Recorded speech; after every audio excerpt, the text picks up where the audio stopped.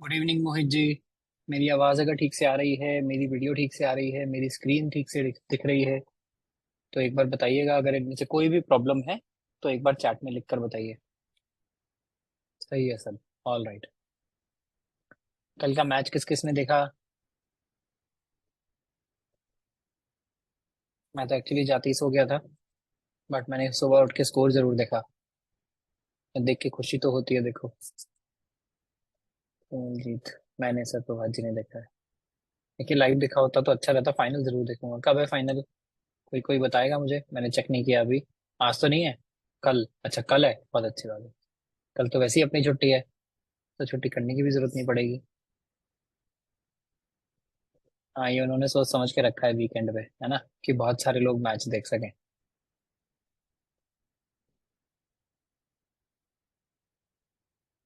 आदिबा जी भी दिख रही है क्लास में।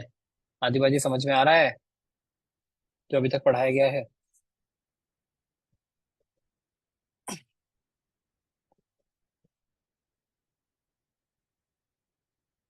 लग रहा है सिर्फ ज्वाइन किया है, एक्टिव नहीं है।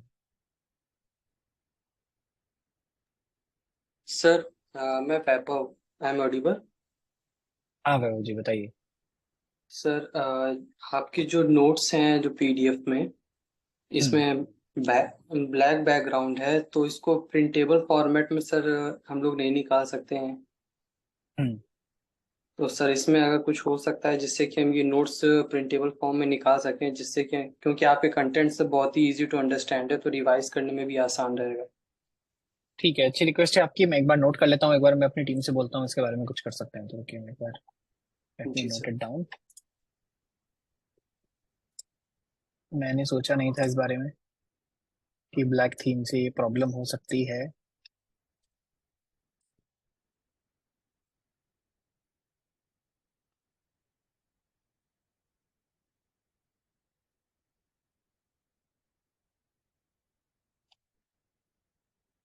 कि वैसे भी मैं थोड़ा, हाँ, नोट्स पे ना इमेजेस और वीडियो का इस्तेमाल थोड़ा ज़्यादा करता हूँ। तो वैसे ही शायद आपकी प्रिंटिंग की कॉस्ट थोड़ी ज़्यादा हो जाए। सिर्फ टेक्स्ट वाले नोट्स होते नहीं है। हम एक बार देखते हैं कि क्या किया जा सकता है इसके लिए। प्रणाम भास्कर जी, आप 2-3 दिन क्लास में नहीं थे, अभी आ रहे हैं। पुरानी क्लासेस कवर की आपने?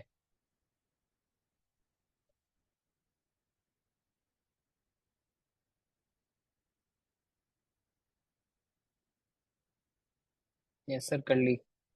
प्रोजेक्ट बाकी है। प्रोजेक्ट तो हमने कराया ही नहीं। अच्छा, वो प्रैक्टिस सेट की बात कर रहे होंगे शायद। Good evening. चलिए ठीक है। हमने 2-3 मिनट यहाँ पर खर्च कर दिए हैं लोगों के लिए वेट करते हुए। पर मुझे लगता है हमारे देश में थोड़ी सी आदत है ना, बेसिक चीज़ों में लेट होने की, क्लासेस में लेट होने की, फंक्शंस में लेट पहुंचने की। अभी कल्चर ही हो चुका है कि आप किसी के यहाँ टाइम पर पहुंच जाओ तो वो अचंभित हो जाता है कि अरे, आप तो टाइम पे आ गए। अब हम क्या करें?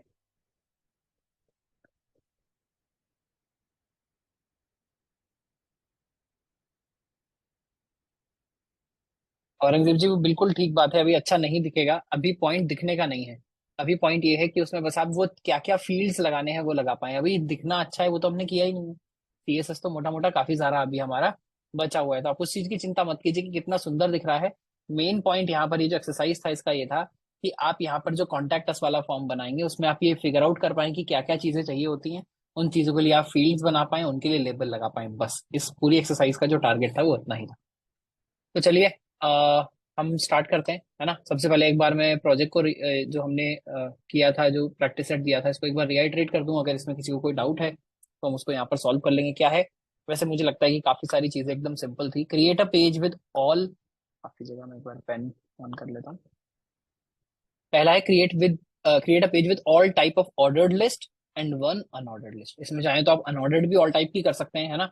टाइप्स लगाकर ऑर्डर्ड भी यहाँ पर ऑल टाइप की हम कर सकते हैं। ये हमने क्लास में ही देखा था, सारा का सारा नोट्स में आपके था, तो मुझे ऐसा लग रहा है ये करना आसान रहा होगा। अगला क्या है? Create a table with headings, captions and a few rows. तो देखिए, हेडिंग कैसे लगाना था ये हमने देखा था, टीडी टैग से लगाना था। कैप्शन कैप्शन टैग से लगाना था। और फ्यू रोज उसमें करने थे। One of the heading should take at least 3 columns. तो यहाँ हम क्या चाह रहे थे? हम चाह रहे थे कॉलम स्पैन का यहाँ पर इस्तेमाल ठीक से किया जाए। नंबर 3 क्या है? Create a contact me form with relevant details for your resume website. यानी आगे चल के हम क्या बनाने वाले हैं? एक प्रोजेक्ट बनाने वाले हैं पोर्टफोलियो का। तो पोर्टफोलियो पर एक अच्छी बात क्या होती है, आपको एक कॉन्टैक्ट मी देना है। वैसे देखिए जनरली कोई आपको कॉन्टैक्ट नहीं करेगा, जनरली आप लोगों को कॉन्टैक्ट कर रहे होंगे, बट उसके बाद भी अगर कोई आपसे कॉन्टैक्ट करना चाहता है तो आप अपना ईमेल, फोन नंबर ये सब तो दे ही सकते हैं। उसके अलावा एक फॉर्म भी अगर बना दें कि किसी का कोई मैसेज है, वो मैसेज डायरेक्टली अगर आपको छोड़ दे तो और ज्यादा अच्छा रहता है। तो ये कॉन्टैक्ट मी बनाना था। इसमें मान लीजिए आप जो यूजर है उसका क्या क्या लेंगे, आप नाम लेंगे, मान लीजिए फोन नंबर लेंगे, ईमेल लेंगे, कोई एक छोटा सा मैसेज लेंगे। तो बस एक इस टाइप का हमको एक फॉर्म बनाना था जिसमें आप ये 3 4 5 फील्ड बना पाए और उनका इनपुट जो है वो यूजर से ले पाए। अभी ऑब्वियसली वो फंक्शनिंग नहीं होगा, अभी क्लिक करने पर कुछ नहीं होगा, वो सबमिट करने की कोशिश करेगा, पाथ कहाँ जाएगा वो कुछ नहीं पता हमको, बट एक बेसिक सा फॉर्म आप वहां पर बनाकर डाल पाए। बस इतना ही यहाँ हमारा मोटिव था। और लास्ट क्या है, use iframe to add a YouTube video to your page. ये तो हमने एग्जैक्टली क्लास के अंदर करके देखा था। कोई भी यूट्यूब वीडियो को एम्बेड कैसे करना है उसके लिए तुमको कोड भी नहीं लिखना है, यूट्यूब भी हमको कोड लिख के दे रहा है। इसमें से ऐसा कोई पॉइंट है जो किसी को लग रहा है कि नहीं हमको खुद करना है, ये हमसे हुआ नहीं, या हमने ट्राई किया था? वैसे मुझे लग रहा है अगर कल का क्लास अटेंड किया था तो ये आसानी से हो जाना चाहिए। चलिए एनीवे, हम ये भी मानकर चलेंगे अगर इसके बाद भी किसी को कोई डाउट आ रहा है, अगेन जैसे मैंने बताया बेस्ट तरीका है डाउट पूछने का, आप पोस्ट बनाकर पोर्टल पर डाल दीजिए, वहां से हम देख लेंगे, वहां पर जो भी डाउट होगा वो सॉल्व कर दिया जाएगा, इंडिविजुअल लेवल पे भी सॉल्व कर देंगे। अब हम कंटिन्यू करते हैं अपनी क्लास। देखिए कल हमने लास्ट चीज क्या पढ़ी थी, कल हमने लास्ट चीज पढ़ी थी टेक्स्ट ट्रांसफॉर्म प्रॉपर्टी, है ना।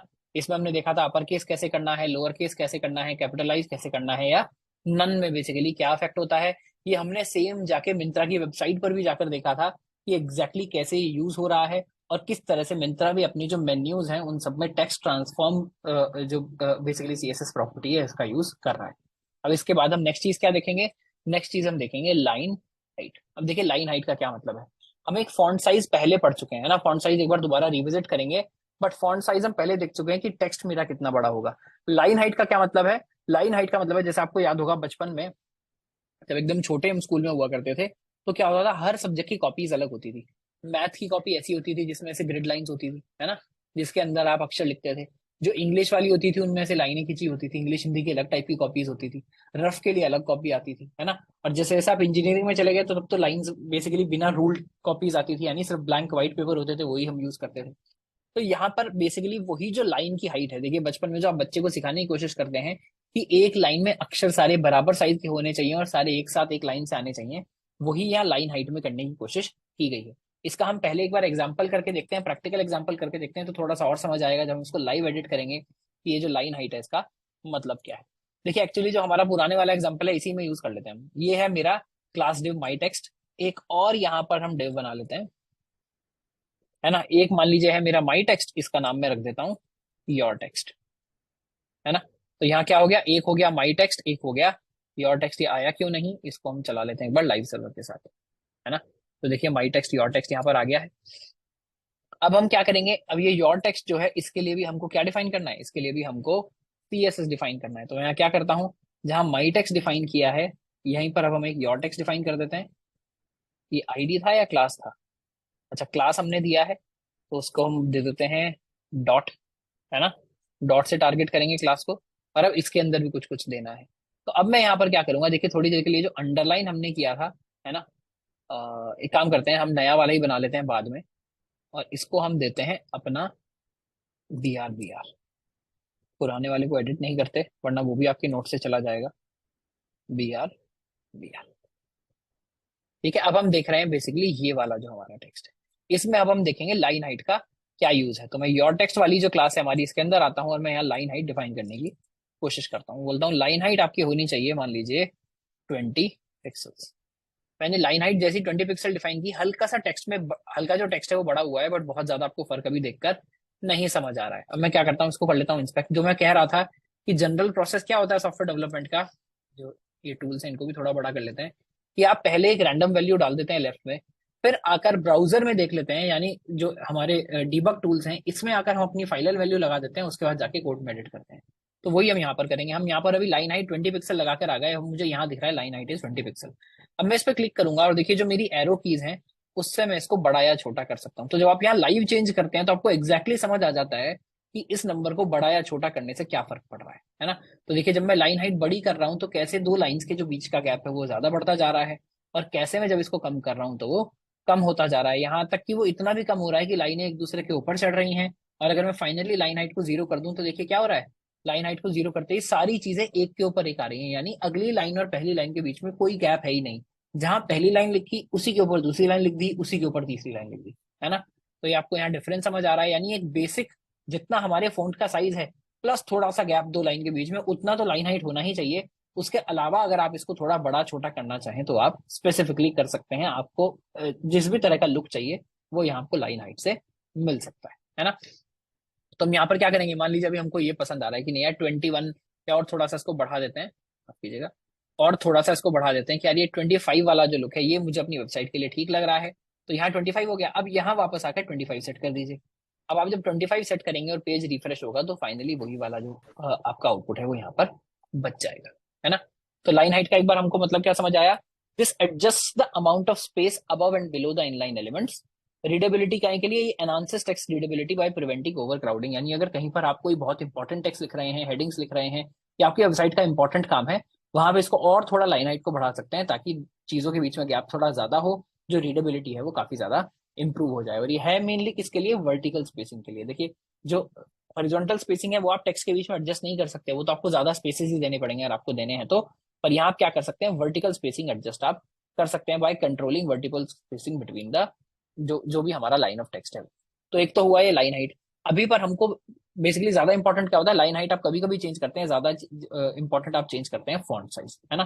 तो सिमिलर चीज है फॉन्ट साइज, यानी आप ये दोनों चीज हैंड इन हैंड चलेंगे। फॉन्ट साइज क्या है, देखिए फॉन्ट साइज सेम अगर पैराग्राफ में आकर मैं क्या करता हूँ यहाँ पर, आप यहाँ पर नई प्रॉपर्टी भी इंट्रोड्यूस कर सकते हैं। ऐसा नहीं कि ये प्रॉपर्टी आपको यहीं पर लगानी है, आप सीधे डायरेक्ट यहाँ पर प्रॉपर्टी इंट्रोड्यूस कर सकते हैं। किसमें, देखिए मेरी क्लास यहाँ पर दिख रही है योर टेक्स्ट, मैं बोलता हूँ यार एक योर टेक्स्ट में एक नई प्रॉपर्टी इंट्रोड्यूस कर दीजिए जिसका नाम है फॉन्ट साइज। फॉन्ट साइज आ गया, अब मान लीजिए मैं यहाँ दे देता हूँ 5 पिक्सल, यार ये 5 पिक्सल होना चाहिए। देखिए हम ऑलरेडी 200% जूम पर हैं पेज के, उसके बाद भी जो टेक्स्ट है वो कितना ज्यादा छोटा यहाँ पर हो गया है ना। अब मैं क्या करूंगा, देखिए फॉन्ट साइज बढ़ाना शुरू करूंगा।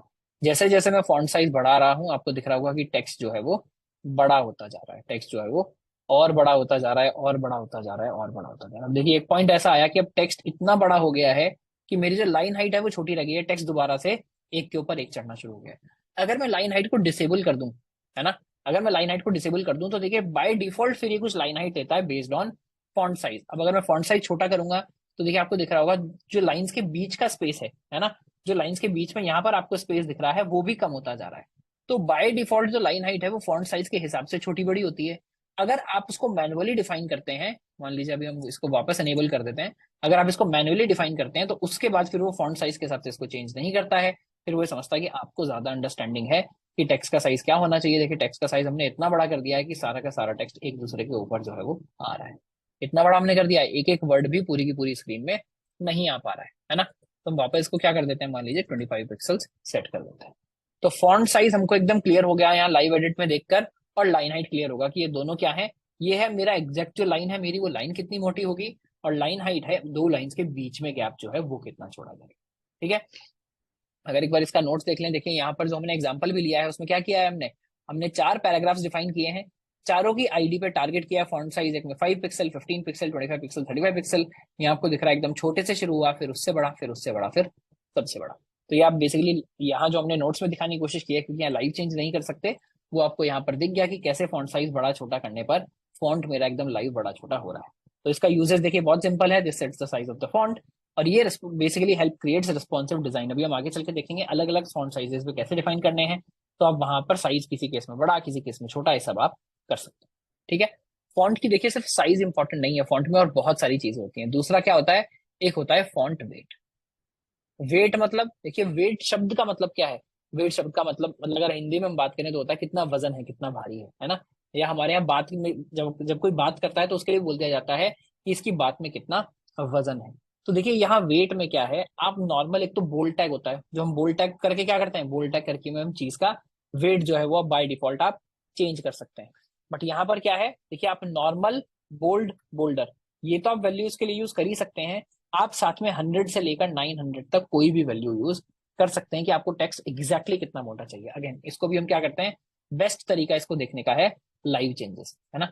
तो मैं एक काम करता हूँ कि जो मेरा फॉन्ट साइज है इसको मैं छोटा कर देता हूँ, थोड़ा सा 15 पिक्सल कर देता हूँ, और जो मेरा लाइन हाइट है इसको भी हम 20 पिक्सल कर देते हैं, है ना। तो मैंने चेंज कर दिया, लाइन हाइट 20 पिक्सल हो गया, फॉन्ट साइज 15 पिक्सल हो गया। अब मैं यहाँ आता हूँ, डिफाइन करता हूँ फॉन्ट वेट। और फॉन्ट वेट की वैल्यू मैं स्टार्ट कर रहा हूँ 100 से। देखिए जैसे ही मैं इसकी वैल्यू 100 करता हूँ, अभी यहाँ पर बेसिकली ज्यादा और कोई चेंज देखने के लिए नहीं मिल रहा है। अब मैं क्या करता हूँ, इसको 100 से बढ़ाना स्टार्ट करता हूँ। 100 से मान लीजिए मैंने कर दिया 200, है ना। और मैं क्या करता हूँ, इसको थोड़ा सा और बढ़ा देता हूँ ताकि सडनली हमको चेंज नजर आए। मान लीजिए मैंने इसको कर दिया 900, तो देखिए आपको दिख रहा है एकदम सडनली ये बोल्ड हो गया है। मैं 500 कर दूंगा तो कम दिख रहा है, 300 कर दूंगा तो कम दिख रहा है। बेसिकली कोई भी वैल्यू यहाँ पर फॉन्ट वेट की लगा सकते हैं, 100 से लेकर 900 तक। अगेन प्रैक्टिकली मैंने देखा है, आप जनरली इसमें क्या यूज कर रहे होते हैं, बोल्ड टैग यूज कर रहे होते हैं, क्योंकि या तो कोई चीज बोल्ड दिखानी है या नहीं दिखानी है। बीच वाली बहुत सारी जो यहाँ पर जो स्टेप्स हैं वो हमको यूज जनरली नहीं करनी होती है, नहीं दिखानी होती है। बट फिर भी यहाँ पर वैल्यूज क्या है, आप 900 में देखिए कितना जो थोड़ा फॉन्ट है वो फैट दिख रहा है, 600 में उससे कम वेट दिख रहा है, 400 में उससे कम दिख रहा है, 100 में उससे कम दिख रहा है। हालांकि अगर आप देखने में देखेंगे तो इन दोनों में बहुत ज्यादा फर्क हमको नजर नहीं आ रहा है, इन दोनों में बहुत ज्यादा फर्क हमको नजर नहीं आ रहा है, बट फर्क यहाँ पर है ना। तो this defines the thickness of the characters in a font, कि फॉन्ट तो वही रहेगा बट उसके अंदर ईच कैरेक्टर जो है, यानी जो मान लीजिए पेन का स्ट्रोक है, अगर आप वाटर कलर यूज कर रहे हैं तो ये मान लीजिए कितना मोटा आपका पेंट ब्रश होगा वो ये यहाँ पर डिफाइन कर रहा है। बहुत पतला ब्रश होगा तो जो चीजें हैं वो बहुत पतली पतली लिख के जाएंगी, अगर बहुत मोटा ब्रश होगा तो वो बहुत मोटी मोटी लिख के जाएंगी। यहाँ सिर्फ ये क्या कर रहा है, बोल्डनेस डिफाइन कर रहा है कि टेक्स्ट आपका कितना बोल्ड होगा। तो कहीं पर जब आपको किसी टेक्स्ट में एम्फेसिस देना हो, यानी पैराग्राफ है, एक दो अक्षर ऐसे हैं, एक दो वर्ड्स ऐसे हैं जिन पर आप एम्फेसिस देना चाहते हैं कि दूर से ही मेरे पैराग्राफ में कोई देखे तो वो एक दो वर्ड दिख जाए, तो वहां आप जनरली फॉन्ट वेट का इस्तेमाल करते हैं फॉन्ट वेट को बढ़ाने के लिए, है ना। देखिए टेक्स्ट की एक और प्रॉपर्टी है फॉन्ट की, पहले वो देख लेते हैं, उसके बाद फिर हम डाउट्स लेंगे अगर कोई डाउट है तो। उसका देखिए लास्ट तो हमारा है ही क्या, फॉन्ट स्टाइल जो हम यूज कर सकते हैं, जो हम नॉर्मल टेक्स्ट फॉर्मेटिंग में आपको कहीं पर भी मिलता है। कौन कौन से स्टाइल होते हैं, इटैलिक होता है, ऑब्लिक, नॉर्मल, है ना। तो यहाँ पर ये वैल्यूज हैं, आप और भी इसकी वैल्यूज यूज कर सकते हैं। क्या है, this controls the style of the font maintaining it's inclination, की जो टेक्स्ट है वो कितना बेसिकली टिल्टेड होगा, ये बेसिकली डिफाइन करता है इटैलिक, ऑब्लिक या जो आपका नॉर्मल है। तो यहाँ पर क्या है, वैल्यूज क्या है इसकी, common values are normal, italic, oblique, है ना।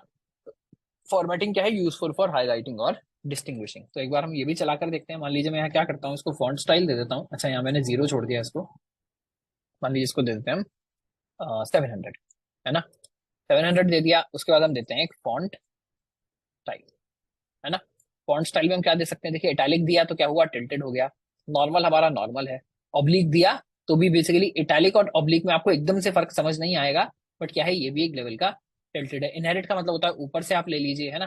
तो बाकी इसकी सारी वैल्यूज यहाँ पर हम एग्जैक्टली देखकर डिस्कस नहीं करेंगे, बट एक बार अगर मैं आपको दिखाना चाहूँ, ये जो हम क्लास है, ये जो क्लास की वैल्यूज है सारी की सारी यहाँ पर कॉपी करके अपनी क्लास के अंदर अंदर डाल देते हैं, जो हम एक्चुअली यहाँ पर यूज कर रहे हैं, है ना। तो अगर हम यहाँ पर आकर देखेंगे, देखिए फॉन्ट स्टाइल का अगर मैं क्या खोल के दिखाऊं आपको, डॉक्यूमेंटेशन खोल कर दिखाऊं, इसको थोड़ा सा बड़ा कर देता हूँ। तो देखिए यहाँ पर भी क्या दिखा रहा है, नॉर्मल टेक्स्ट आपको नॉर्मल दिख रहा है, इटैलिक टेक्स्ट हल्का सा बहुत टिल्टेड दिख रहा है, ऑब्लिक टेक्स्ट बेसिकली इटैलिक जैसा ही दिखता है एकदम से। आप देखेंगे तो ऑब्लिक कितना डिग्री करना है एग्जैक्टली वो भी आप यहाँ पर डिफाइन कर सकते हैं। देखिए जो भी एडवांस डॉक्यूमेंटेशन होगी वो यहाँ पर आपको मिल जाएगी, ठीक है। तो अगेन इसमें से भी आप जनरली क्या यूज कर रहे होते हैं, सिर्फ इसमें से भी आप जनरली इटैलिक यूज कर रहे होते हैं। जैसे बहुत जगह लोग कोड लिखने के लिए अगर कहीं पर कोई कोड का स्टेटमेंट दिखाना है उसको इटैलिक कर देते हैं। कहीं पर जैसे आपने देखा होगा अगर कॉन्वर्सेशन की बात हो रही है और किसी की कोई लाइन आप कोट कर रहे हैं तो उसको जनरली इटैलिक कर दिया जाता है, दिखाने के लिए कि ये हमारे शब्द नहीं है, हम किसी बुक से कोट कर रहे हैं, किसी ऑथर से कोट कर रहे हैं, किसी स्पीकर से कोट कर रहे हैं, है ना। पर ये देखिए बहुत स्लाइड चीजें हैं, बस एक बार अगर आपको ये पता हो कि ये यहाँ पर पॉसिबल है एचटीएमएल में, एचटीएमएल सीएसएस में, और हमको कैसे करना है उससे ही काम हमारा बन जाता है। ये सारे काम हमने एचटीएमएल में भी किए थे। हमने इटैलिक टैग देखा था आई, हमने बोल्ड टैग देखा था बी, तो आप ये डायरेक्टली एचटीएमएल में भी कर सकते थे। पर हमने उस समय कहा था ये सब जनरली आप कैसे करते हो, जहां भी करना होता है जनरली आप सीएसएस से करना प्रेफर करते हो। तो अगर हमको सीएसएस से करना है तो हमने देख लिया कि अगर हमको बोल्ड करना है तो उसके लिए फॉन्ट वेट यूज करेंगे, अगर हमको इटैलिक करना है तो फॉन्ट स्टाइल यूज करेंगे, साइज चेंज करना है तो साइज यूज करेंगे, और बेसिकली लाइन हाइट हमने ऑलरेडी देख लिया है ना। तो फॉन्ट के बारे में चार चीजें हमने देखी। अभी फॉन्ट की एक चीज मेन रहती है, इसमें थोड़ा सा हम टाइम लेंगे, कि फॉन्ट फैमिली क्या होता है, अलग अलग टाइप के अगर फॉन्ट हमको डिफाइन करने हैं तो उसके लिए क्या करते हैं। एक बार मैं यहाँ पर पॉज लेता हूँ, अगर किसी को कोई डाउट है तो आप लोग पूछ सकते Hello, sir. हैं। जी रिदोई जी। Sir, my question about the line height says property. So, does it mean that the current line that we have and the space between current line and the next line, or otherwise the space between the top line or the current line? The line and the next line, Oh, okay, sir. So does it apply in the inline element also? Yes, this has nothing to do with being inline or block elements.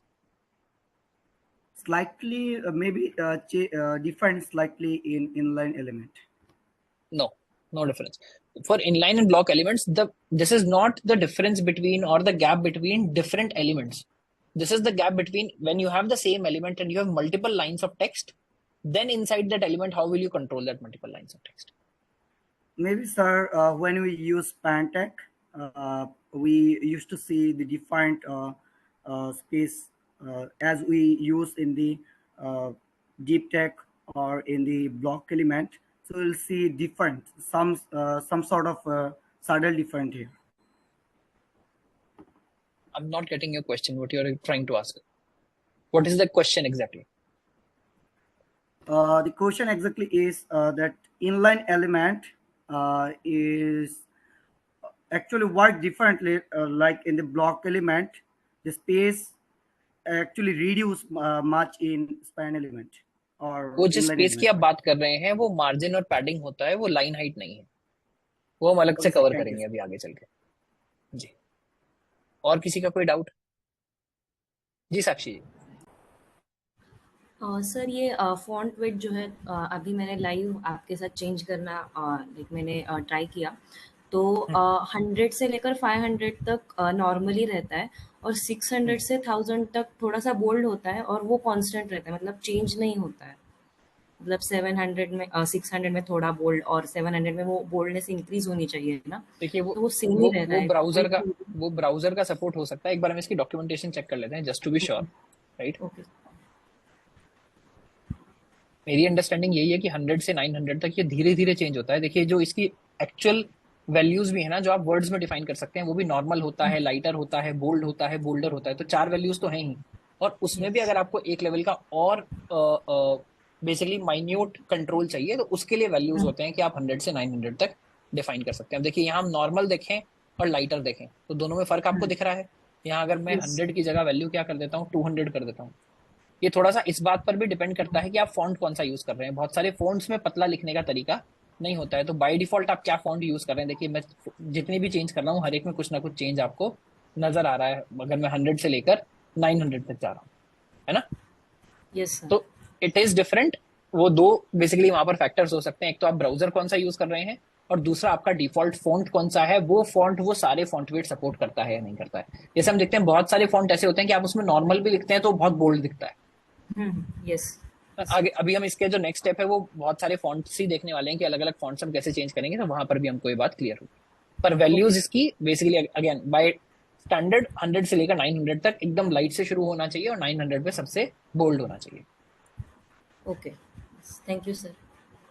अंचल जी, आपने भी क्या mic on किया था उस समय? No sir. अच्छा ठीक है, कोई बात नहीं। सुजीत जी। Sir, I want to ask this, is there is any relation between font size and line height? Because if I change any one of them, another gets automatically changed. मैंने अभी तो बताया, जब हम लाइव चेंज कर रहे थे उस समय आपने सुना या नहीं? क्या समझ नहीं आया था उसमें?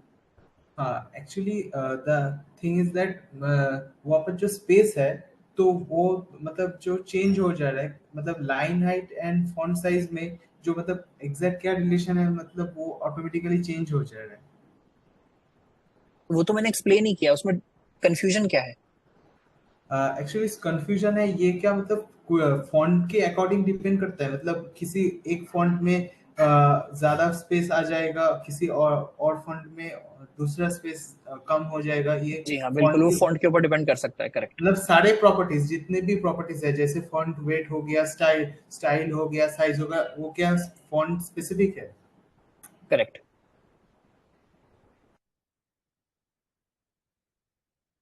और किसी का कोई डाउट?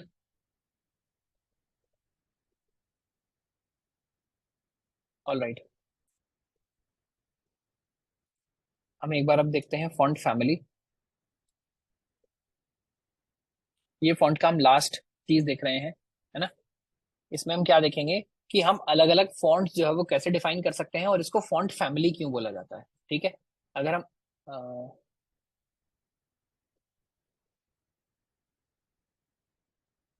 अनुपुर जी भी एक्सप्लेन कर रहे हैं कि फॉन्ट वेट भी फॉन्ट फैमिली के ऊपर डिपेंड करता है। तो देखिए अगर हम इसका यूजेस देखें, defines which font should be used for text with in an element, यानी आप इससे फॉन्ट डिफाइन कर सकते हैं। तो सबसे पहले मैं एक फॉन्ट डिफाइन करके दिखा देता हूँ।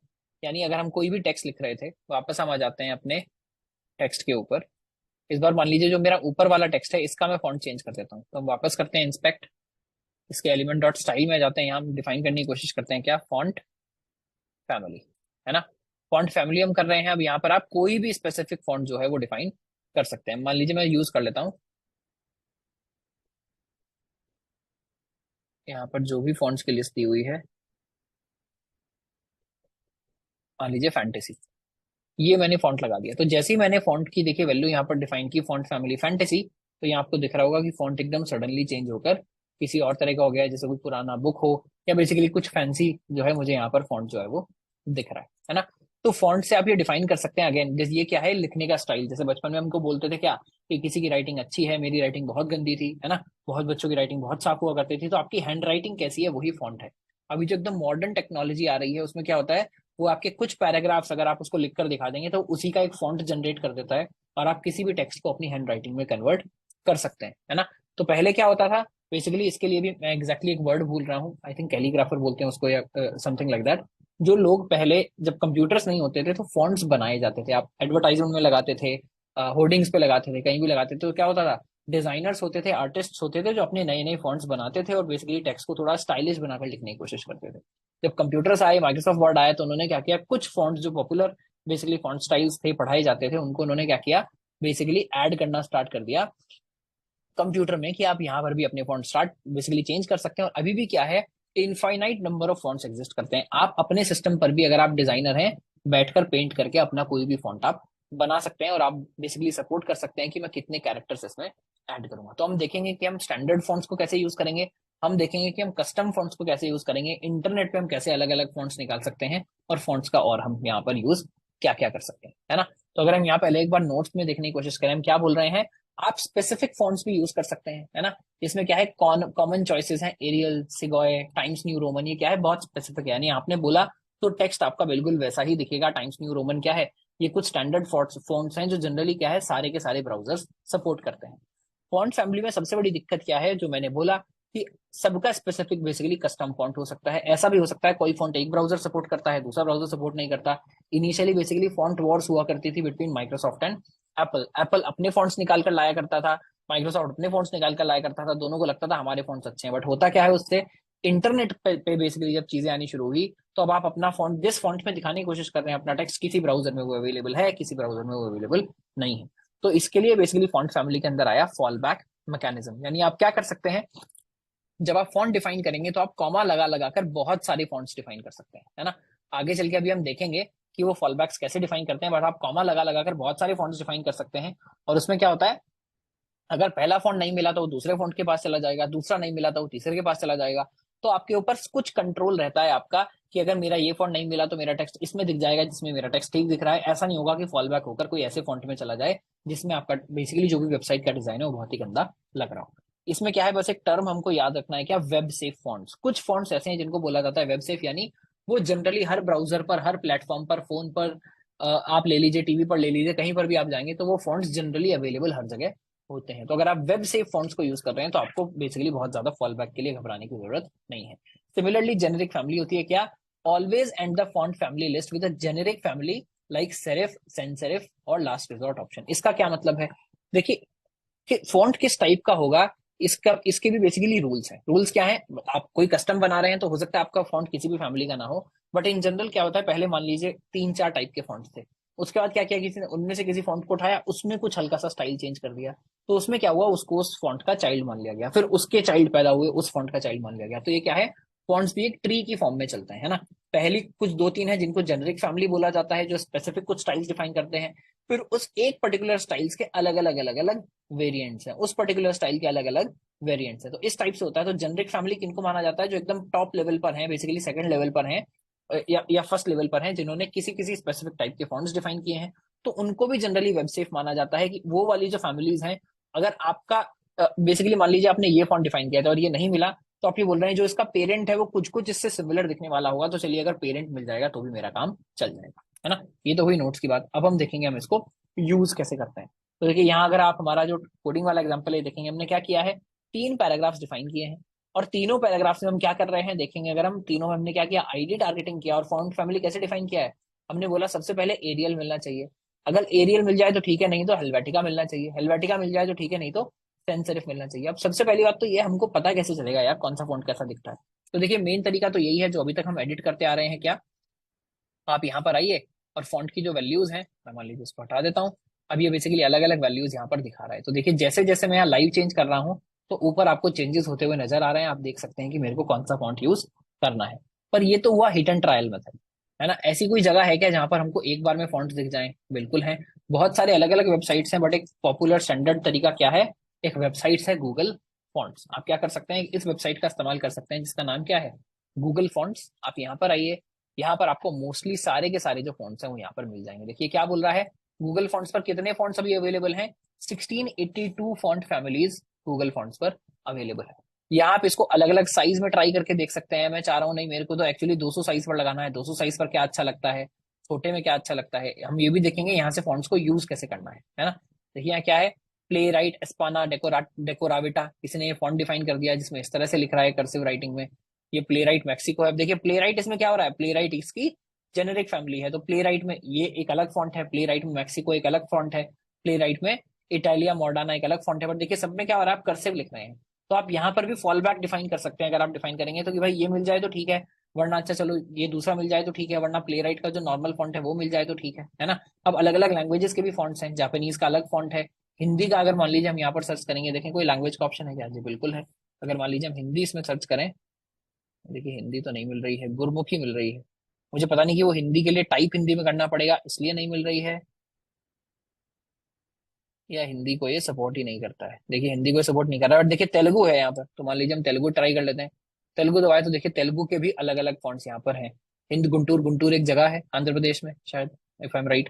तो हिंद गुंटूर करके एक फॉन्ट है, मलाना एक फॉन्ट है, गुराजदा एक फॉन्ट है ना। तो देखिए अलग अलग तरह से यहाँ पर आपको तेलुगु देखने के लिए मिल रही है। देखिए तेलुगु फॉन्ट सपोर्टेड है, इस बात का क्या मतलब है, आधा अगर आप यूएस में जाएंगे आईटी इंडस्ट्री में कौन है, मोस्टली लोग तेलुगु हैं। मेरा एक अभी फ्रेंड है, उसने हैदराबाद में पहले घर खरीदा था जब मैं हैदराबाद रहता था। तो बोला था यार हैदराबाद में जब मैंने घर खरीदा तो मेरा जो सोसाइटी था बेसिकली जहाँ पर 4-5 फ्लैट्स थे, उनमें से एक और फैमिली थी जो तेलुगु फैमिली थी, बाकी कुछ नॉर्थ इंडियन फैमिलीज थी, कुछ लोग महाराष्ट्र से थे। बेसिकली हैदराबाद में उसको ऐसा लगा कि एक छोटा इंडिया उसको वहां देखने के लिए मिला। अभी वो यूएस शिफ्ट हो गया है 2 साल पहले, वहां जाकर उसने भी एक घर खरीदा है। वो बोल रहा है जिस गली में मैंने घर खरीदा है 10 घर हैं, 8 लोग, 8 जो फैमिलीज हैं वो तेलुगु फैमिलीज हैं। तो बोल रहा है मेरे को यूएस सियाटल में घर खरीद के ऐसा लग रहा है जैसे मैंने हैदराबाद में घर खरीद लिया हो, है ना। तो आपको हर जगह ये मिलेगा। बेसिकली कुछ स्टेट्स की प्रेफरेंस होती है कुछ कुछ जगह पर जाने की, है ना। और वहां पर क्या होता है, आपको बहुत अच्छी कम्युनिटी वहां पर मिल जाती है। तो देखिए अलग अलग लैंग्वेजेस के भी यहाँ पर फॉन्ट्स हैं ना। हम वापस आ जाते हैं जो पॉइंट हम डिस्कस कर रहे थे, आप यहाँ पर ऑल लैंग्वेजेस पर आ जाएंगे तो अलग अलग फॉन्ट्स आप यहाँ से देख सकते हैं। अभी हम देखेंगे इसको हम इंक्लूड कैसे करना है, हमको यूज कैसे करना है ना। तो यहाँ पर थोड़ा वापस आ जाते हैं।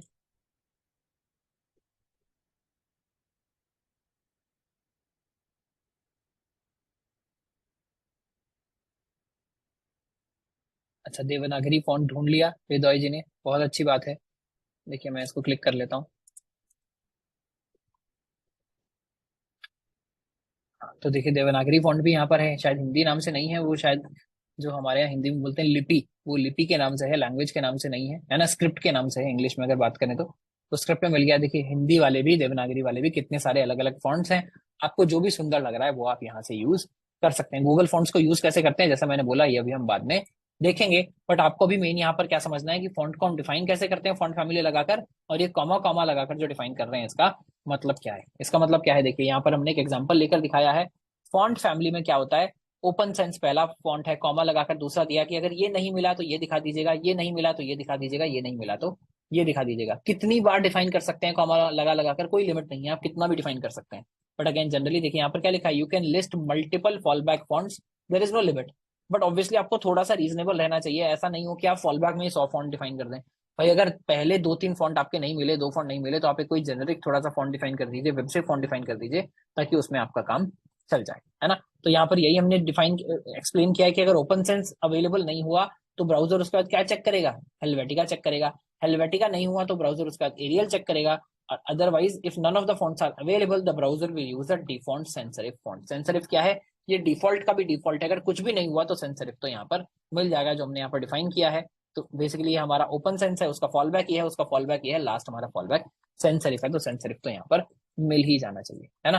तो ये हुआ हमको बेसिकली फॉन्ट कैसे यूज करना है। अब मैं यहाँ पर आपको दिखाता हूँ कि हम कस्टम फॉन्ट कैसे यूज करेंगे। मान लीजिए गूगल फॉन्ट कैसे यूज करेंगे। नॉर्मल फॉन्ट हमको कैसे डिफाइन करना है ये तो हमने यहाँ पर टेक्स्ट प्रॉपर्टी में देख लिया, कहाँ है हमारा टेक्स्ट प्रॉपर्टी, है ना।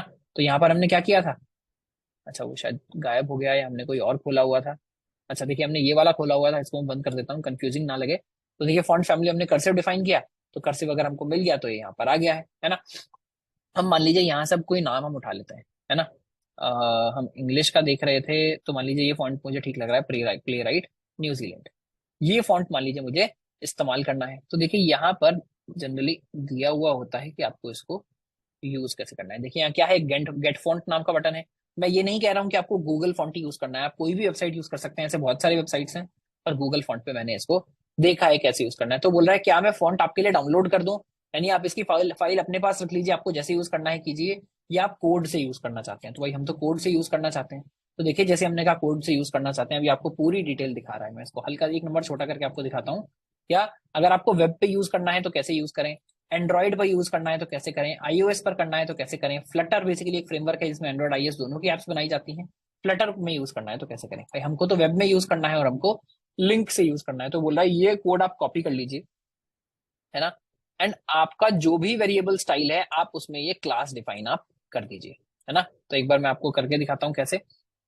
मान लीजिए हमने यहाँ से इसको कॉपी कर लिया, ये बोल रहा है ये लिंक अपनी HTML फाइल में इंक्लूड कर दीजिए। तो हम क्या करेंगे, यहाँ पर जैसे हम CSS फाइल इंक्लूड करते थे ऐसे ही यहाँ हमने लिंक बेसिकली इंक्लूड कर दिए, किसके, इस फॉन्ट के लिए। तो क्या होगा, इनसे ये फॉन्ट उठा कर ले आएगा। उसके बाद ये क्या बोल रहा है, play right angel CSS class for a variable style. तो आप यहाँ पर क्या कर सकते हैं, ये पूरा उठाकर आप कैसे यूज कर सकते हैं। देखिए फॉन्ट फैमिली इसने कैसे दिखाया है, play right NG comma cursive, बस ये क्लास हमको डिफाइन करना है। ये तो हम अपनी क्लास में भी कर सकते हैं, इसकी क्लास भी आप एज इट इज कॉपी करके अप्लाई कर सकते हैं, और हम अपनी क्लास में भी इसको लगा सकते हैं। तो अब मैं क्या करूंगा, वापस अपना जो हमारा टेक्स्ट प्रॉपर्टी था ये हम खोल लेते हैं। अब हम यहाँ पर क्या कर सकते हैं, क्योंकि हम ये लिंक को ऑलरेडी इंक्लूड कर चुके हैं, हमने जहां पर भी अभी फॉन्ट मान लीजिए डिफाइन नहीं किया था, फॉन्ट फैमिली हमारे टेक्स्ट की, योर टेक्स्ट कौन सा है, नीचे वाला टेक्स्ट है, इस पर ध्यान रखिएगा। तो हम यहाँ क्या करते हैं, हम डिफाइन करते हैं फॉन्ट फैमिली, और हम क्या डिफाइन कर देंगे, play right NG and cursive. तो देखिए यहाँ पर क्या आ गया है, प्ले राइट जो हमारा कर्सिव वाला फॉन्ट था वो यहाँ पर अभी हमको दिख रहा है ना। क्योंकि अब यहाँ से क्या हुआ, इस लिंक से यानी इंटरनेट से हम वो फॉन्ट डाउनलोड करके ले आए। हमने कहा ब्राउजर से आपके पास नहीं है कोई बात नहीं। देखिए अब मैं क्या करूंगा, अगर मैं यहाँ से लिंक्स हटा दूं, जो इस लिंक्स इसने दिए थे ये मैं हटा दूं, तो देखिए क्या होगा, अब इसने फॉल बैक कर लिया कर्सिव के ऊपर, क्योंकि कर्सिव इसको मिल गया है ना। तो इसने क्या किया, फॉल बैक कर लिया कर्सिव के ऊपर, क्योंकि जब हमने text.css डिफाइन किया पहले हमने बोला भाई प्ले राइट NG नाम का फॉन्ट है उसको आप यूज करिए, वो ये बोलेगा प्ले राइट NG नहीं मिला, तो उसका जिसने क्या यूज कर लिया, कर्सिव, क्योंकि कर्सिव इसके पास होता है। तो ये इसका क्या हो गया, हमारा फॉल बैक हो गया। अब अगर मैं ये लिंक यहाँ पर ऐड कर दूं अपने हेड के अंदर, तो हमारा जो ब्राउजर है उसको मैंने बोला है कि जाओ यहाँ से डाउनलोड करके लाओ, जैसे हमारी CSS फाइल को इंक्लूड करता है ऐसे ही इसकी फॉन्ट फाइल्स को भी इंक्लूड कर रहा है। तो क्योंकि फॉन्ट फाइल इंक्लूड हो गई है तो अब इसको फॉल बैक पर कर्सिव पर जाने की जरूरत नहीं पड़ी, इसने एग्जैक्टली जो प्ले राइट NG फॉन्ट था वो यहाँ पर डाउनलोड कर लिया है। इसका सबूत क्या है सर, आपके कहने से कैसे मान लें, बिल्कुल अच्छी बात है। देखिए हम क्या करते हैं, हम जाते हैं अपने जो टूल्स हैं इसमें हम जाएंगे नेटवर्क टैब पर। हमने कहा था अगर नेटवर्क से कोई भी चीज आएगी तो क्या होगा, उसके लिए नेटवर्क टैब में एक ना एक एंट्री होना चाहिए। तो देखिए अब अगर आप यहाँ पर आएंगे आप देखेंगे इस ये दिखा रहा है कि ये नेटवर्क कॉल एक हुई है, और ये किस टाइप की कॉल हुई है, देखिए यहाँ पर दिखा रहा है फॉन्ट टाइप की कॉल हुई है, ये डाउनलोड कर लाया है। कहाँ से, कौन से URL से डाउनलोड करके लाया है, गूगल का URL है fonts.gstatic.com। यहाँ पर प्ले राइट NG ये इस टाइप की फाइल यहाँ पर मिली इसको 200 मतलब ये हुआ कि ये सक्सेसफुल हो गया है, यहाँ से डाउनलोड करके लाया। रिस्पॉन्स क्या है, अच्छा यहाँ पर अभी रिस्पॉन्स डेटा इसको अवेलेबल नहीं दिख रहा है, बट प्रीव्यू देखिए दिखा रहा है कि इस टाइप की फाइल इसको वहां से मिली है, जिसमें छोटे लेटर्स को कैसे दिखाना है, बड़े लेटर्स को कैसे दिखाना है, ये डाउनलोड करके ले आया है। अगर हम यहाँ से इसको बेसिकली हटा दे रहे हैं तो ये फिर नहीं आता है। यानी अगर इंटरनेट नहीं होगा तो ये लिंक वाला फॉन्ट आपका काम नहीं करेगा। इस पेज को अगर मैं ऐसे सिस्टम पर चलाऊं जिसमें इंटरनेट नहीं है तो फिर मेरा ये फॉन्ट विजिबल नहीं होगा। उस केस में क्या होगा, उस केस में फॉल बैक कर जाएगा हमारे कर्सिव के ऊपर। और बेसिकली कर्सिव क्योंकि हमेशा ब्राउजर के अंदर इंक्लूडेड होता है, इसलिए कर्सिव हमेशा यहाँ पर चलने वाला है ना। तो ये हमने देखा कि हम फॉन्ट फैमिली क्या होता है, फॉन्ट फैमिली में मल्टीपल फॉन्ट्स को कैसे डिफाइन करते हैं, कैसे वो एक दूसरे के लिए फॉल बैक का काम करते हैं, कैसे हमको वो फॉन्ट्स यूज करने हैं जो ब्राउजर में अवेलेबल हैं, कैसे हम गूगल फॉन्ट्स का इस्तेमाल कर सकते हैं कोई भी कस्टम फॉन्ट अपनी वेबसाइट पर लगाने के लिए। देखिए थोड़ा सा इंपॉर्टेंट लेसन था ये। अगर आपको अपनी वेबसाइट को, अपने पोर्टफोलियो को, किसी भी चीज को थोड़ा सुंदर बनाना है तो ये बहुत ही आसान, बहुत ही सस्ता तरीका होता है कि वहां आप एक थोड़ा सा अच्छा जो फॉन्ट है वो यूज कर लें। तो क्या होता है, दिखने में थोड़ा सा अपीलिंग हो जाता है। बट साथ साथ ये भी याद रखिएगा, कई बार फॉन्ट्स इतने अजीब हो जाते हैं कि वो रीडेबल ही नहीं रहता। तो स्टाइल लगाने के चक्कर में इतना स्टाइलिश फॉन्ट ना लगा दें कि जो एक्चुअली आप पढ़ाना चाह रहे थे वो यूजर पढ़ ही नहीं पाया। अब एक लास्ट चीज हम और देखेंगे फॉन्ट के बारे में। लास्ट चीज क्या है? लास्ट चीज है आइकन्स। देखिए हमने कल लेसन के बीच में, कल की या परसों की बात है मुझे याद नहीं, शायद कल की ही बात है, किसने बोला था कि सर इमोजीज दिखा दीजिए हम कैसे यूज करेंगे। तो इमोजीज का हमने पूरा बेसिकली डिटेल एक्सप्लेन किया था कि इमोजी किस तरह से हम यूज करते हैं। इमोजी किस तरह से एक टेक्स्ट ही होता है, इंटरनली बेसिकली एक कैरेक्टर होता है जिसको हम यूज कर लेते हैं। अब हम देखेंगे एग्जैक्टली फॉन्ट्स को यूज करके हम कैसे इमोजीज को यूज कर सकते हैं अपने कोड में, है ना। तो इसके लिए हम क्या यूज करने वाले हैं, इसके लिए मैं जो पर्टिकुलरली अभी आपको दिखाने वाला हूँ वो दिखाने वाला हूँ fontawesome.com। अगेन ऐसा नहीं है कि इसके लिए सिंगल वेबसाइट है, ऐसी और भी वेबसाइट्स हैं जो आप सर्च कर सकते हैं। हम अभी इसके लिए फॉन्ट ऑसम यूज कर रहे होंगे। देखिए इसमें थोड़ा लॉगिन करने की पहले जरूरत पड़ती है, तो क्लास से पहले मैंने वो करके रख लिया है ताकि आपके सामने मुझे पूरा एक रजिस्ट्रेशन ना करना पड़े, लॉगिन ना करना पड़े, वो सब काम हम पहले से कर लेंगे। पर देखिए जब आप एक बार इस पर रजिस्ट्रेशन करके लॉगिन कर लेंगे, फ्री आप इस पर कर सकते हैं, है ना, कोई पैसा नहीं देना है कुछ। देखिए जहां भी प्रो लिखा हुआ है उस वाले आइकन के लिए आपको पैसा देने पड़ेंगे, तो वो आप यूज मत कीजिए। जो भी फ्री आइकन्स हैं वो हम यहाँ पर यूज कर लेंगे, ठीक है। तो मैं वापस अपने पेज पर आ जाता हूँ और इस पेज पर मान लीजिए हम यहाँ पर कुछ दिखाने की कोशिश कर रहे हैं, या एक काम करते हैं एक नया पेज हम स्टार्ट कर लेते हैं। इस पर काफी भीड़ हो गई है, समझने में थोड़ी सी मुश्किल होगी, तो मैं क्या कर रहा हूँ, यहीं पर एक फाइल बना लेते हैं अलग से। अच्छा ये स्टाइल्स है, बाहर आकर हम 9 के अंदर आकर एक फाइल बना लेते हैं, क्या, icons.html। और अभी हम फिलहाल जो थोड़ा CSS लिखना है फिलहाल इसी के अंदर लिख लेंगे, अदरवाइज बाद में बनाएंगे फाइल, है ना। इसको मैंने कर दिया है कम। अब यहाँ हम देंगे लर्निंग आइकन्स, है ना। आइकन्स हम यहाँ सीखने की कोशिश करेंगे। इस वाले पेज को मैं कर लेता हूँ ओपन विद लाइव सर्वर। इसको हम ले आते हैं सबसे अंदर, और ये जो टेक्स्ट प्रॉपर्टीज था इसको हाथ जोड़कर कर देते हैं बंद, ठीक है। अब देखिए क्या होगा, आप मान लीजिए कहां पर आ गए हैं, आप आ गए हैं फॉन्ट ऑसम पर। तो एक बार जब आप लॉगिन कर लेंगे तो आप एक ऐसी जगह होगी जहां पर आप लैंड करेंगे। अब यहाँ पर आप किसी भी टाइप के फॉन्ट जो आइकन्स हैं वो सर्च कर सकते हैं। इसको मैं थोड़ा बड़ा करके दिखा देता हूँ। देखिए यहाँ पर कितने सारे आइकन से दिखा रहा है आपको। कहीं हाउस का आइकन लगाना है, फोन का आइकन लगाना है ना, वेबसाइट पे बहुत बार ऐसा होता है आपको फोन वाला आइकन लगाना है, तो वो कैसे लगाएंगे। आजकल देखिए पहले इमोजी सपोर्ट नहीं होता था, तो ये काम करने का सिंगल तरीका यही था कि आप कोई ना कोई फॉन्ट इंक्लूड करें जो आइकन वाला आता हो। आजकल थोड़ा आसान हो गया है क्योंकि बेसिक चीजें आप कहीं से किस चीज से कर सकते हैं, बेसिक चीजें आप कर सकते हैं डायरेक्टली इमोजीज को यूज करके, जिसका सपोर्ट जनरली हर जगह होता है। आपको उसके बाद भी कुछ कस्टम यूज करना है तो आप ये यूज कर सकते हैं। देखिए एक चीज मैं दिखाऊं जहां मैंने अभी रिसेंटली इमोजी का यूज किया, केजी कोडिंग की वेबसाइट पर। kgcoding.in खोलकर मैं आपको दिखाता हूँ। देखिए आपको दिखेगा पेज पर मैंने काफी ज्यादा, वेबसाइट डाउन है क्या भाई, नहीं, ठीक है। देखिए ये जो लाइव के पहले जो सिंबल लगा हुआ है ये क्या है, ये इमोजी है। ये जो कैलेंडर लगा हुआ है क्या है, ये इमोजी है। ये इमोजी है, ये इमोजी है, ये इमोजी है। देखिए यहाँ पर क्या है, सारी की सारी इमोजी लगी हुई है। अगर हम कोर्स के अंदर चले जाएं तो देखिए फोन से पहले ये जो आइकन लगा हुआ है ये क्या है, ये सब इमेजेस नहीं है, ये सब इमोजीज हैं। इसका फायदा क्या है, साइज बहुत कम लगता है, साइज बेसिकली कुछ नहीं लगता है टेक्स्ट की तरह। अगर मैं इन सबको इमेजेस की तरह लगा रहा होता तो क्या होता, पेज का जो लोडिंग है वो काफी ज्यादा स्लो हो जाता। आप देखेंगे हर जगह जहां भी हमने थोड़ा सा सुंदर करने के लिए यूज किया है वहां हमने डायरेक्टली फिलहाल इमोजीज का यूज कर लिया है, हमने आइकन्स भी यूज नहीं किए हैं। बट आइकन्स कैसे यूज करने हैं अभी हम वो देख रहे हैं। फॉन्ट्स को हम बंद कर देते हैं, किसी कोडिंग को हम बंद कर देते हैं, डॉक्यूमेंटेशन को भी फिलहाल हम बंद कर देते हैं। तो हम आ गए यहाँ पर fontawesome.com पर।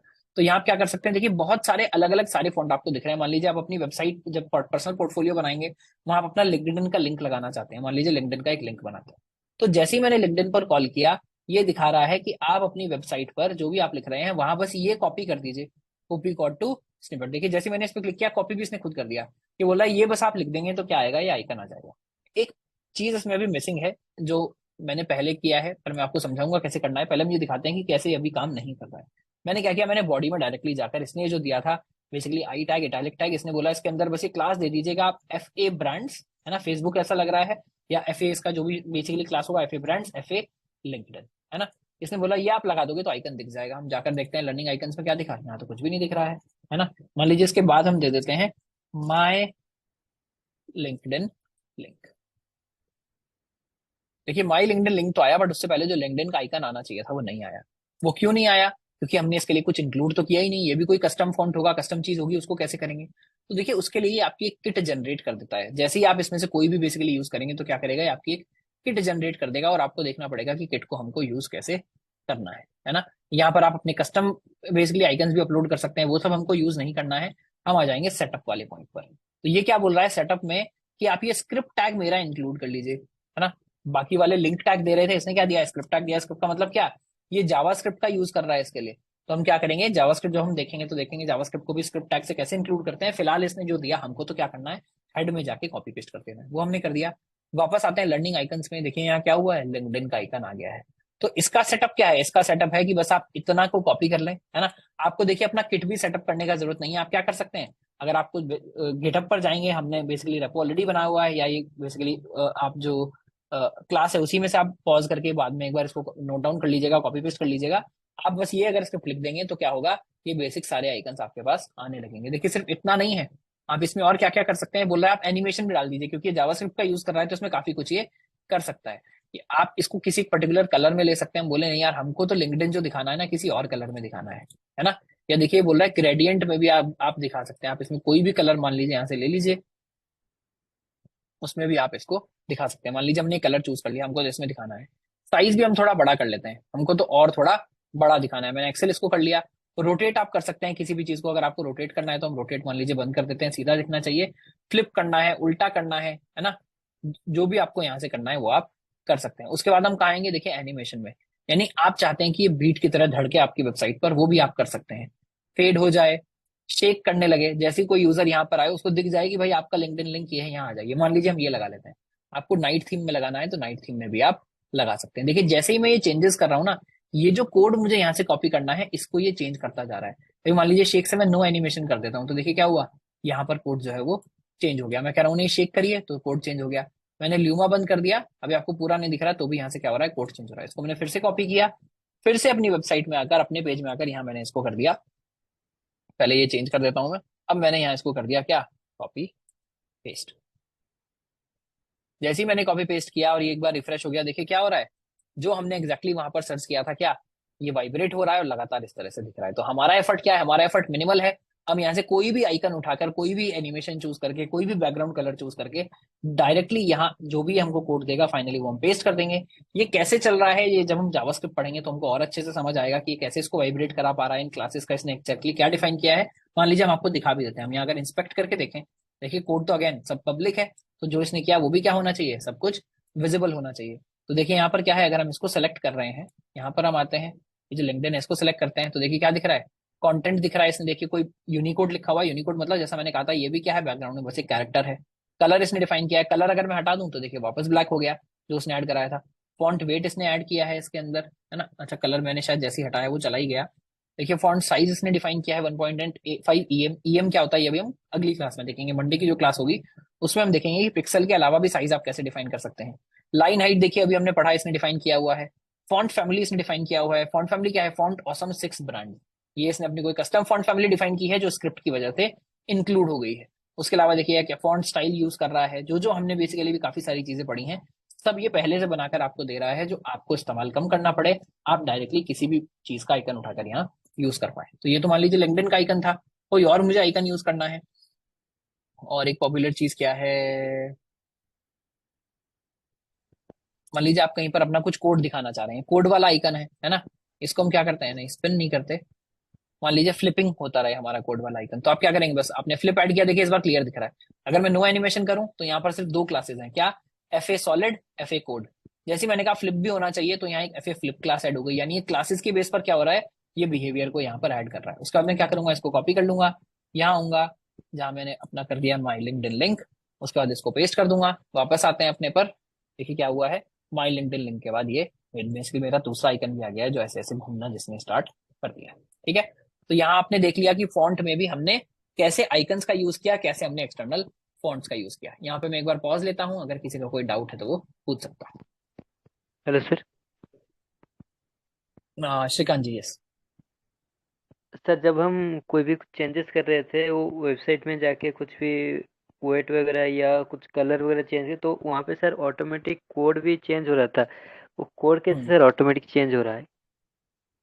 ये वो पर थोड़ा सर बाद की बात है कि एक एक पॉइंट पर क्लिक करके दूसरा पॉइंट कैसे चेंज हो रहा है। जब हम रिएक्ट तक पहुंचेंगे तो आप भी ऐसा वेबसाइट बना पाएंगे जहां हम किसी और चीज पर क्लिक कर रहे होंगे पूरी वेबसाइट में, और रिएक्ट आपका कोई और कंपोनेंट कर रहा होगा वेबसाइट पे। वो ऑटोमेटिक कोड भी लिख रहा था, ऑटोमेटिक हमें वहाँ पे लिखना नहीं पड़ रहा है। करेक्ट। वो तो कोई भी सर और एक फंक्शनैलिटी देखिए डेवलपर ऐड कर सकता है। हम भी जब रिएक्ट पढ़ लेंगे, अभी हमने स्टार्ट किया है, थोड़ा धैर्य रखिए। जब तक हम रिएक्ट तक पहुंचेंगे तो आप भी इस लेवल पर पहुंच जाएंगे कि आप इस टाइप का कोड लिख पाए। सर और एक रिक्वेस्ट है सर। हम्म। सर हम जो भी कुछ कोड लिख रहे हैं सर, कोई अगर कोड एडिटर में जाके चेंजेस करते हैं सर, हम जब इंस्पेक्ट में जाके से कुछ भी चेंजेस कर रहे हैं तो उसका टेक्स्ट ज़्यादा छोटा हो जाता है, तो दिखने में थोड़ा दिक्कत हो रहा है। अगर हो सके तो सिर्फ कोड एडिटर में अगर करते देखिए मैं तो तो जूम इंस्पेक्ट करके में ही कर रहा हूँ। ये इस समय नहीं दिख रहा है जो कोड एडिटर वाला कोड है?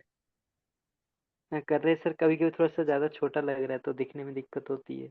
देखिए अगर कभी ऐसा हो रहा है कि कोई चीज ऐसी है मेरी स्क्रीन पर जो विजिबल नहीं हो रही है, तो प्लीज उसी समय बता दीजिए, है ना, ताकि मैं उस समय उसको और बड़ा करके आपको दिखा सकूं। ऐसे मुझे लगा डिस्टर्ब करना सही नहीं होगा, इसलिए नहीं बोला सर। चलिए कोई बात नहीं, अभी आपने बता दिया, मैं और थोड़ा ध्यान रखूंगा कि टेक्स्ट थोड़ा बड़ा रहे। इसके ठीक है अलावा सर, किसी ठीक का कोई डाउट? है। ये समझ आया क्या कि कैसे हमने एक्सटर्नल फॉन्ट्स को इंक्लूड किया? ये मैं यहाँ पर थोड़ा सा पॉज इसलिए ले रहा हूँ क्योंकि एक अच्छा पोर्शन है वेबसाइट्स में, जब आप थोड़ा भी इसको अच्छा बनाएंगे तो ये दोनों चीजें बहुत ज्यादा काम आती हैं। एक्सटर्नल बेसिकली थोड़ा एनिमेशन यहाँ पर हमने देखा कैसे हम यूज कर रहे हैं, अपना एनिमेशन कैसे बनाना है वो भी हम देखेंगे नेक्स्ट क्लास में। बट यहाँ पर ये आइकन्स को कैसे इंक्लूड करना है, एक्सटर्नल फॉन्ट्स को कैसे इंक्लूड करना है, ये आपको समझ आ जाना चाहिए। कमलजीत सिंह जी, आपने माइक ऑन किया हुआ है। जी जी जी सर, नमस्कार जी, आपको आवाज आ रही है? जी सर। जी सर, मैं ये पूछना चाहता हूँ, एक ना वो जो वर्जन रहता है ना, जैसे आपने आइकॉन जो लगाया है उसमें वर्जन की प्रॉब्लम आ जाती है, तो उसमें थोड़ा सा एक्सप्लेन कर दीजिए आप। मैं नहीं समझा आपका क्वेश्चन, आप एक बार जी प्लीज रिपीट करेंगे क्या? जी जी जी। जो आप एक बार आइकन वाले वेबसाइट पे जाओगे ना, उसमें टॉप जी। राइट साइड में ना वर्जन रहता है साथ में। कोई भी फॉन्ट सेलेक्ट करना उससे पहले इसे बंद कीजिए जरा। हाँ, ऊपर देखिए जरा। अच्छा। हाँ। इसमें इसमें ना वर्जन की ऑप्शन रहती है ऊपर, ये वाला। ठीक है। तो ये हाँ दिक्कत हाँ। आ जाती है जब हम इसका सीडीएन उठाते हैं ना, सीडीएन उठा के कई बार किसी किसी की वेबसाइट से उठाते हैं तो सीडीएन मैच नहीं करता, तो वर्जन की प्रॉब्लम से वो शो नहीं होता आइकॉन। तो इसमें थोड़ा सा अगर आप एक्सप्लेन कर दें कि कैसे वर्जन की सीडीएन उठाना सेम। आप कह रहे हो कि वो वर्जन सीडीएन पे अवेलेबल नहीं होता है? कई बार, हाँ, कई बार हम वहाँ से लिंक उठा लेते हैं, स्टाइल शीट या स्क्रिप्ट उठा लेते हैं ना, लेकिन आइकन नीचे चलता नहीं है, तो वर्जन का इश्यू आ जाता है। अच्छा देखिए, मैंने कभी फेस नहीं किया है कवलजीत जी, बट अगर आपके पास ऐसा कोई ठीक भी है। कोड स्निपेट है जिसमें ऐसा कोई इशू फेस हो रहा ठीक। है तो आप प्लीज एक बार पोर्टल पे डालिएगा। मैं एक बार उसको टेस्ट करके ठीक है। देखूंगा, मैं उसको समझूंगा कि एग्जैक्टली क्या प्रॉब्लम है, उसको ठीक है। जरूर एक्सप्लेन करूंगा।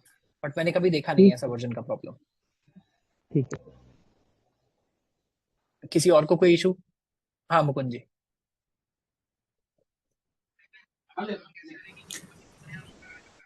सर कल जब हम लोग सब सॉरी कल जब हम लोग इमोजी लगा रहे थे तो सर हमें वो ऐड नहीं करना पड़ रहा था, बट आज सर इसमें ऐड करना पड़ा है, तो सर इमोजी में ऐड नहीं करना पड़ता है, जैसे हम चलिए जी, आप स्क्रिप्ट एक लिख बार के अपना उसको माइक लिंक बंद कर करा लीजिए रहे प्लीज। हैं। हाँ अब बोलिए मुकुंद जी। सर कल जब हम लोग इमोजी लगा रहे थे तो सर हमें उसमें कोई भी स्क्रिप्ट जैसा कुछ या लिंक नहीं करना पड़ रहा था, बिल्कुल। तो सर क्या हम्म। इमोजी लगाने में नहीं करना पड़ता है? हाँ इमोजी लगाने में मुकुंद जी नहीं करना पड़ता, इसलिए क्योंकि अगेन पिछले अगर आप 5-7 साल में देखेंगे ना, 5-7 ईयर्स में हुआ ये है कि इमोजीज का सपोर्ट सब ब्राउजर्स ने बढ़ चढ़ के अपने आप किया है। क्यों किया है? क्योंकि वो बेसिकली चैट एप्स की वजह से वो हर जगह यूज हो रहे हैं, बहुत ज्यादा लोग, एक स्टैंडर्ड सेट है इमोजीज का। देखिए इमोजीज में मैं अगर बोलूं मुझे फेसबुक का आइकन चाहिए तो नहीं मिलेगा, है ना। मैं बोलूं मुझे लिंक्डइन का आइकन चाहिए, मुझे कोई भी कस्टम आइकन चाहिए, नहीं मिलेगा। अब जैसे यहाँ पर देखिए कितने आइकन बोल रहा है ये फॉन्ट ऑसम बोल रहा है कि इसके पास 30,000 आइकन्स हैं जिनका आप यहाँ पर यूज कर सकते हैं। जब जब आप इमोजीज में देखेंगे तो वहां पर कुछ हंड्रेड्स आइकन्स होंगे, मान लीजिए 100 आइकन है, 150 आइकन है, जिनको सबने सपोर्ट कर दिया है बिना किसी भी एक्सटर्नल फाइल के।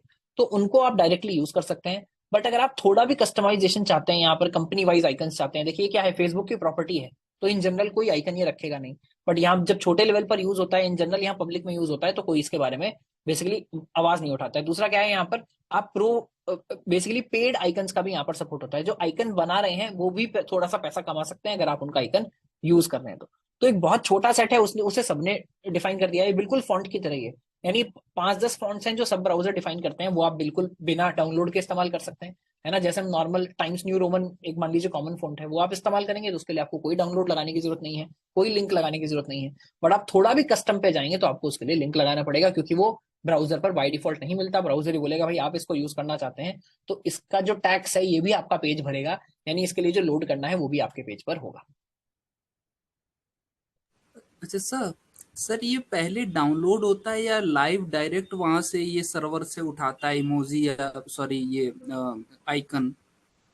नहीं, पहले डाउनलोड होता है, एक छोटा सेट आपके पेज पर डाउनलोड हो जाता है, अभी हमने जैसे दिखाया ना फॉन्ट के लिए भी करके, तो वो आइकन जो है वो डाउनलोड हो जाएगा और उसके बाद बेसिकली वहां पर अब आप वो यूज कर रहा होगा। तो बिल्कुल वो एक आइकन डाउनलोड नहीं होगा, उसकी भी एक पूरी फैमिली यहाँ पर डाउनलोड हो गई है। Okay sir, thank you sir अगर हम चाहते हैं मतलब वो जो फॉन्ट का जो फैमिली है वो मैनुअली अगर मैं डाउनलोड करके फिर उसको टैग के साथ यूज कर सकता हूँ? हाँ जी बिल्कुल कर सकते हैं। सर थोड़ा दिखा सकते हैं कैसे वो हो सकता है, मतलब अपने नहीं देखिए, वो अभी मैं इस क्लास में कवर नहीं करूंगा, थोड़ा सा आउट ऑफ स्कोप है, आप एक बार उसको ट्राई करिए, अदरवाइज अगेन पोर्टल पे क्वेश्चन डालिएगा, मैं सॉल्व करूंगा। मैं क्लास में बहुत बार बार बोलता हूँ बट 1-2 क्वेश्चंस के अलावा वहाँ क्वेश्चंस आ नहीं रहे हैं, तो मुझे ऐसा लगता है डाउट सॉल्व तो कराना चाह रहे हैं आप, बट उसके लिए मेहनत नहीं करना चाह रहे हैं थोड़ी भी।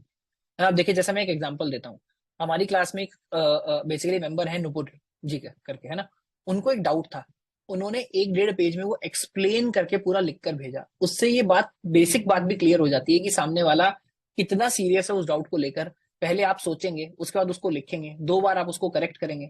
आधी बार तो जब आप ये कोशिश करेंगे ना कि मैं अपना डाउट लिखने की कोशिश करूं, डाउट को एक बार ट्राई करने की कोशिश करूं, तो आधे डाउट अपने आप सॉल्व हो जाएंगे। आप सीखेंगे आपको सीखना कैसे है ना, सिर्फ पूछेंगे नहीं। इसलिए जो भी एक्स्ट्रा डाउट है वो आप एक बार ट्राई करेंगे, मुझे कोड दिखाएंगे कि सर मैंने ये ट्राई किया, मैंने थोड़ा सर्चिंग किया कैसे करते हैं, मैंने ये ट्राई किया, अभी नहीं चल रहा है, आप एक्सप्लेन कर दीजिए। मैं पर्सनली आपको 1-to-1 वीडियो कॉल पर लेकर एक्सप्लेन करूंगा।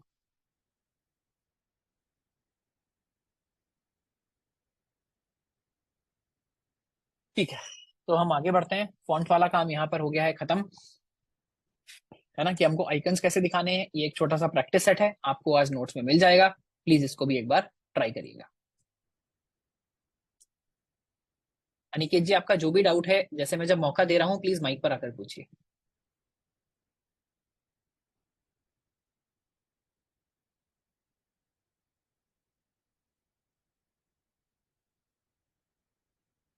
चलिए हम Hello, बॉक्स sir. मॉडल शुरू करते हैं।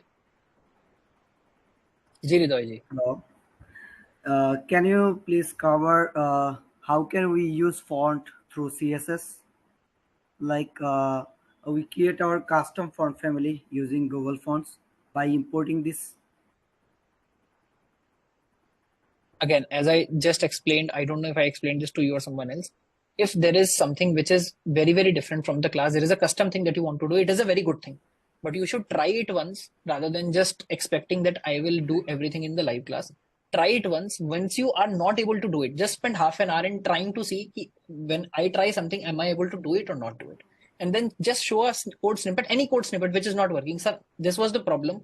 I tried this. Can you please explain how to do it? Then I'll do it.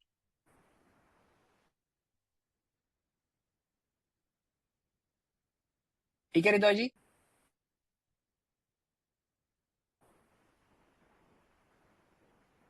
ठीक है, अभी शायद इनका माइक काम नहीं कर रहा है, कोई बात नहीं। अभी हम चलते हैं नेक्स्ट टॉपिक, एक जो हमको देखना है, आज कोशिश करेंगे, अभी आधा घंटा है हमारे पास, इसकी बेसिक अंडरस्टैंडिंग हमारे को हो जाए। ये क्या है? Box model. तो ये समझना बहुत जरूरी है। जब हम जिस दिन हम देख रहे थे बेसिकली हमारे ब्राउजर के टूल्स, उस दिन हमने दिखाया था आपको, एक इसका झलक दिखाया था, बट इसको हमने उस दिन पूरा समझा नहीं था, है ना। आज हम इसको समझने की कोशिश करेंगे कि ये बॉक्स मॉडल एग्जैक्टली क्या होता है, हम इसको बेसिकली ब्राउजर में कैसे देख सकते हैं, और इसके जो 2-3-4 चीजें हैं इसको हम कैसे यूज करेंगे। तो पहले सबसे पहले कोर कॉन्सेप्ट क्या है? Central concept in CSS that outlines the design and layout of elements on the web page. यानी ये सबसे इंपॉर्टेंट अगर एक कॉन्सेप्ट आपको सीएसएस का समझना है। ये किस लिए अब हम आ रहे हैं? देखिए, अभी तो हम देख रहे थे बेसिक टेक्स्ट को, बेसिक चीजों को सुंदर कैसे करना है, कलर कैसे लगाना है, लाइन हाइट कैसे चेंज करनी है, ये सब। अब हम बेसिक किस चीज पर आएंगे? हम बेसिक चीज पर आएंगे कि हमको सीएसएस में चीजों की पोजीशन कैसे ऐड करनी है, यानी पेज पर कौन सी चीज कहां दिखेगी, किन चीजों के बीच में आपस में कितना गैप होगा, ये सब हम डिफाइन करेंगे बॉक्स मॉडल यूज करके, और इसके आगे जो फर्दर कॉन्सेप्ट होंगे उनको यूज करके। तो एक और कॉन्सेप्ट है सीएसएस का, जिससे basically basic design, basic layout आप पेज का तय करते हैं। इसमें मेन कंपोनेंट्स क्या क्या हैं? 4 चीजें इसकी कंपोनेंट हैं: मार्जिन, बॉर्डर, पैडिंग और जो आपका मेन कंटेंट है वो कंटेंट है ना। तो इन चारों को हम समझेंगे कि इन चारों का मतलब क्या है। तो सबसे पहले अगर हम मार्जिन देखें, मार्जिन का क्या मतलब है, the space outside the border separating the elements from others. या अगर हम उल्टा शुरू करें, सबसे पहले कंटेंट से शुरू करते हैं तो थोड़ा शायद समझना आसान होगा। कंटेंट क्या है, innermost layer where text images और अदर मीडियाज आर होस्टेड। यानी आपने जिस भी टाइप का एलिमेंट यूज किया है उसमें अंदर जो आपका एक्चुअल कंटेंट है, वो वीडियो हो सकता है, वो टेक्स्ट हो सकता है, वो आइकन हो सकता है, कुछ भी हो सकता है, वो क्या है, वो कंटेंट है।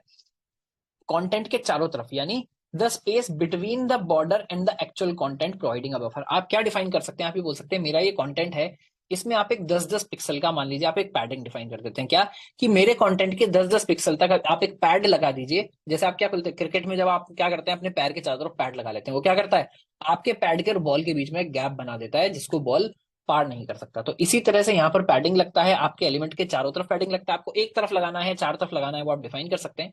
बट बेसिकली आपके कंटेंट के एकदम जो चिपका हुआ होगा वो क्या होगा, पैडिंग होगा। और वो पैडिंग आप कितना भी डिफाइन कर सकते हैं कि मेरे एलिमेंट के इतने पास कोई भी नहीं आना चाहिए। पैडिंग से नेक्स्ट चीज क्या होती है, पैडिंग से नेक्स्ट चीज होती है बॉर्डर। अब हम यहाँ बॉर्डर को रिविजिट करेंगे। हमने जब टेबल टैग पढ़ा था वहां हमने देखा था कि हम बॉर्डर इक्वल टू 1 कर रहे थे, या जस्ट बॉर्डर भी अगर आप लिख देते थे वहां पर, तो टेबल में हर बेसिकली जो सेल था आपका उसके चारों तरफ एक बॉर्डर आ रहा था। उस समय हमने बोला था कि आपको HTML में बॉर्डर यूज नहीं करना है, जब हम CSS पढ़ रहे होंगे तो CSS में देखेंगे बॉर्डर को कैसे डिफाइन करना है। तो हम आ गए बॉर्डर के ऊपर, यानी आपके कंटेंट पहले आया, उसके बाद आया पैडिंग। अब पैडिंग के चारों तरफ आप एक बॉर्डर और डिफाइन कर सकते हैं। बॉर्डर क्या डिफाइन कर रहा है, ये आउटलाइन है जो आपके बेसिकली कंटेंट को और पैडिंग को इनकैप्सुलेट करता है। इनकैप्सुलेट मतलब मान लीजिए एक लिफाफा है, एक पन्नी है जो आप अपने कंटेंट के और पैडिंग के चारों तरफ चढ़ा रहे हैं। और मार्जिन क्या है, मार्जिन बॉर्डर के भी बाहर है। आप उसके भी बात बोल सकते हैं कि अब मैंने जो पन्नी भी चढ़ा लिया ना, इससे भी सब लोग थोड़ा थोड़ा दूर रहना, तो उसको क्या बोलेंगे, वो होगा मार्जिन। यानी the space outside the border separating the elements from others. अब आपका एलिमेंट तो पूरा हो गया, एलिमेंट का एक तरह से क्या क्या पार्ट हुआ, आपका कंटेंट हुआ, कंटेंट के चारों तरफ पैडिंग हुआ, पैडिंग के ऊपर बॉर्डर हुआ। यहाँ ये क्या हो गया, आपका आइटम जो है वो खत्म हो गया है। अब मल्टीपल आइटम्स जो होंगे जिनके पास अपने अपने बॉर्डर है मान लीजिए, उनमें आपस में कितना गैप होना चाहिए, ये आप कैसे डिफाइन करेंगे, ये आप मार्जिन से डिफाइन करेंगे। अब देखिए असल में समझ कैसे आएगा, असल में समझ आएगा ट्राई करने के बाद, है ना। तो एक बार इसको हम ट्राई करना स्टार्ट करते हैं। सबसे पहले हम क्या देखेंगे, अगर हमारा कोई भी एक एलिमेंट है उसके चारों तरफ पैडिंग किस टाइप की होती है, सबसे पहले हम पैडिंग समझना स्टार्ट करेंगे, है ना। तो अब देखिए यहाँ जो हमारा यूनिवर्सल सेलेक्टर हमने पढ़ा था वो भी काम आ जाएगा। क्यों, हम पेज पर सबसे पहले डिफाइन करेंगे कि भाई जो भी मार्जिन पैडिंग है सब आप क्या कर दीजिए, 0 कर दीजिए। और उसके बाद हम क्या देखेंगे, हम देखेंगे हमने कोई भी अगर डिव बनाया हुआ है तो उसके चारों तरफ हम पैडिंग किस तरह से डिफाइन करते हैं। तो सबसे पहले हम वापस आ जाते हैं कोड में, इसको हम कर देते हैं छोटा और फॉन्ट को कर देते हैं बंद। फॉन्ट का काम हो गया है पूरा। और यहाँ एक नया फाइल फिलहाल हम बना लेते हैं, एक नया फोल्डर ही हम बना लेते हैं 1 के अंदर, जिसका हम नाम दे देते हैं मान लीजिए 10 बॉक्स मॉडल, है ना। बॉक्स मॉडल के अंदर हम एक अपनी फाइल बनाते हैं, क्या, box.html, और यहाँ स्टाइल्स भी लगा लेते हैं। या फिलहाल मान लीजिए आपको एक ही फाइल में है, क्लियर चीजें दिखती रहे हमेशा स्क्रीन पर, हम क्या करेंगे, इनलाइन स्टाइल यहाँ पर डिफाइन कर लेंगे। वैसे देखिए मैं बार बार बोल रहा हूँ, मैंने अभी तक इसलिए कोर्स में कोशिश किया है, भले ही हम 2-2 लाइन का कोड लिख रहे हैं HTML में, CSS में, हमने क्या कोशिश की है हमेशा कि हम अलग से एक फाइल बनाकर एक्सटर्नल फाइल को इंक्लूड करें, जो कि स्टैंडर्ड प्रैक्टिस है। ये हमको सेम स्क्रीन पर समझ आ जाए, इसलिए मैं क्या कर रहा हूँ, अभी इनलाइन स्टाइल लिख रहा हूँ। अगर स्टाइल फाइल थोड़ी सी भी बड़ी हो गई या HTML फाइल थोड़ी सी बड़ी होगी तो हम क्या करेंगे, वापस we will fall back to basically an external file. तो हम यहाँ हम क्या देख रहे हैं, हम देख रहे हैं बॉक्स मॉडल, और इसको हम कर देते हैं स्टार्ट विद लाइव सर्वर। तो देखिए अभी तो इसके अंदर कुछ नहीं है, तो सबसे पहले हम यहाँ क्या बनाते हैं, एक बॉक्स बना लेते हैं। मान लीजिए मैंने एक डिव बना लिया, है ना, और इसके अंदर मैंने कुछ कंटेंट लिख लिया, मान लीजिए माय बॉक्स, है ना। तो देखिए अभी तो छोटा सा बॉक्स बन गया है। अब हम क्या करते हैं, इसके अंदर डिफाइन कर देते हैं क्लास। क्लास का नाम भी मान लीजिए मैं रख देता हूँ माई बॉक्स। अब मैं क्या करूंगा, मैं इसका CSS डिफाइन करना स्टार्ट करूंगा। तो हेड के अंदर हम हैं, यहाँ पर हम एक स्टाइल टैग लगा देते हैं इनलाइन CSS के लिए, और हम क्या करेंगे, माई बॉक्स क्लास को टारगेट कर रहे हैं तो हम लगा देंगे डॉट माई बॉक्स, और इसके अंदर अब हम क्या देंगे, अलग अलग चीजें देना स्टार्ट करेंगे। तो सबसे पहले मान लीजिए मैं क्या दे देता हूँ, इसमें दे देता हूँ एक बैकग्राउंड कलर, ताकि हमको पता चल जाए कि हमारा डिव एक्चुअली है कितना बड़ा। तो बैकग्राउंड कलर क्या देंगे, मान लीजिए यहाँ हमने दे दिया background colour dark olive green, है ना। तो देखिए यहाँ क्लियरली दिख गया कि मेरा जो बॉक्स है, मेरा जो कंटेंट है, उसके चारों तरफ ऑलरेडी कुछ ना कुछ एक स्पेस छूटा हुआ है। तो हम क्या करते हैं, फिलहाल इसको अच्छा समझने के लिए जो हमने बाहर किया था, जो हमने अपने नोट्स में किया हुआ था, यूनिवर्सल सेलेक्टर लगाते हैं और बोल देते हैं भाई आपने जो जो भी डिफॉल्ट मार्जिन छोड़ा हुआ है किसी के लिए भी, उसको आप 0 कर दीजिए। और जो पैडिंग है अगर आपने किसी भी चीज में पैडिंग लगाई हुई है तो उसको भी आप 0 कर दीजिए, यानी ये हर एलिमेंट के साथ हो रहा है। तो हमने बोला सबके लिए आप क्या कर दीजिए, मार्जिन और पैडिंग जो है वो 0 कर दीजिए। तो देखिए क्या हुआ, मेरा कंटेंट यहाँ पर आपको दिख रहा है एकदम पेज के स्टार्टिंग से स्टार्ट हो रहा है, बिल्कुल चिपक कर स्टार्ट हो रहा है, और पूरा का पूरा बेसिकली जो आपको बैकग्राउंड कलर है वो भी दिख रहा है। अब अगर मैं इसको इंस्पेक्ट करके देखेंगे, मैं इसको एक बार नीचे लगा लेता हूँ यहाँ इंस्पेक्ट को। अगर हम इसको नीचे करके देखेंगे तो देखिए सबसे नीचे जब आप स्क्रॉल करते हैं तो यहाँ पर क्या दिख रहा है, यहाँ पर एक बॉक्स मॉडल दिख रहा है बना हुआ। और ये जो बॉक्स मॉडल है इसमें क्या दिख रहा है, देखिए मार्जिन में डैश डैश लगा हुआ है, बॉर्डर में डैश डैश लगा हुआ है, पैडिंग में डैश डैश लगा हुआ है, यानी मार्जिन बॉर्डर पैडिंग सब कुछ नहीं है, क्योंकि हम ऑलरेडी सबको 0 0 कर चुके हैं।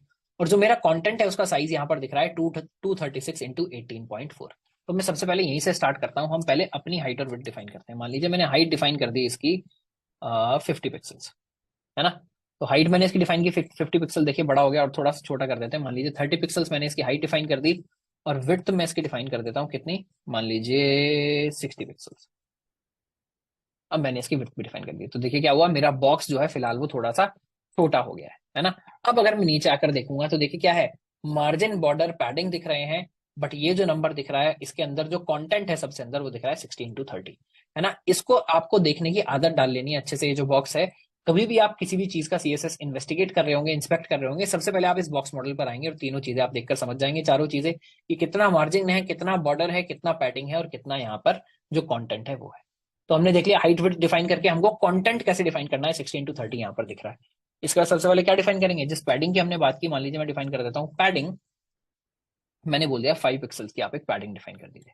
तो देखिए जैसे ही मैंने 5 पिक्सल की पैडिंग डिफाइन की, तो यहाँ पर क्या हो गया, अब मैं अगर बॉक्स मॉडल में आ रहा हूँ, देखिए आपको दिख रहा है पैडिंग में भी चारों तरफ 5 दिख रहा है। ये बोल रहा है टॉप में 5 पिक्सल की पैडिंग है, साइड में 5 पिक्सल, लेफ्ट में, राइट में और बॉटम में सब में 5 पिक्सल की पैडिंग है। और देखिए जब मैं कंटेंट को सेलेक्ट कर रहा हूँ तो ऊपर अलग से दिखा रहा है कि कितना कंटेंट है और कितना इसने पैडिंग ऐड किया है। देखिए पहले भी माई बॉक्स एकदम लेफ्ट से स्टार्ट हो रहा था, अब क्या हुआ है, पूरा बॉक्स ही थोड़ा सा बड़ा हो गया। ये क्या है, ये हमने पैड चढ़ा दिया अपने कंटेंट के ऊपर। देखिए बैकग्राउंड कलर उसमें भी जा रहा है ना।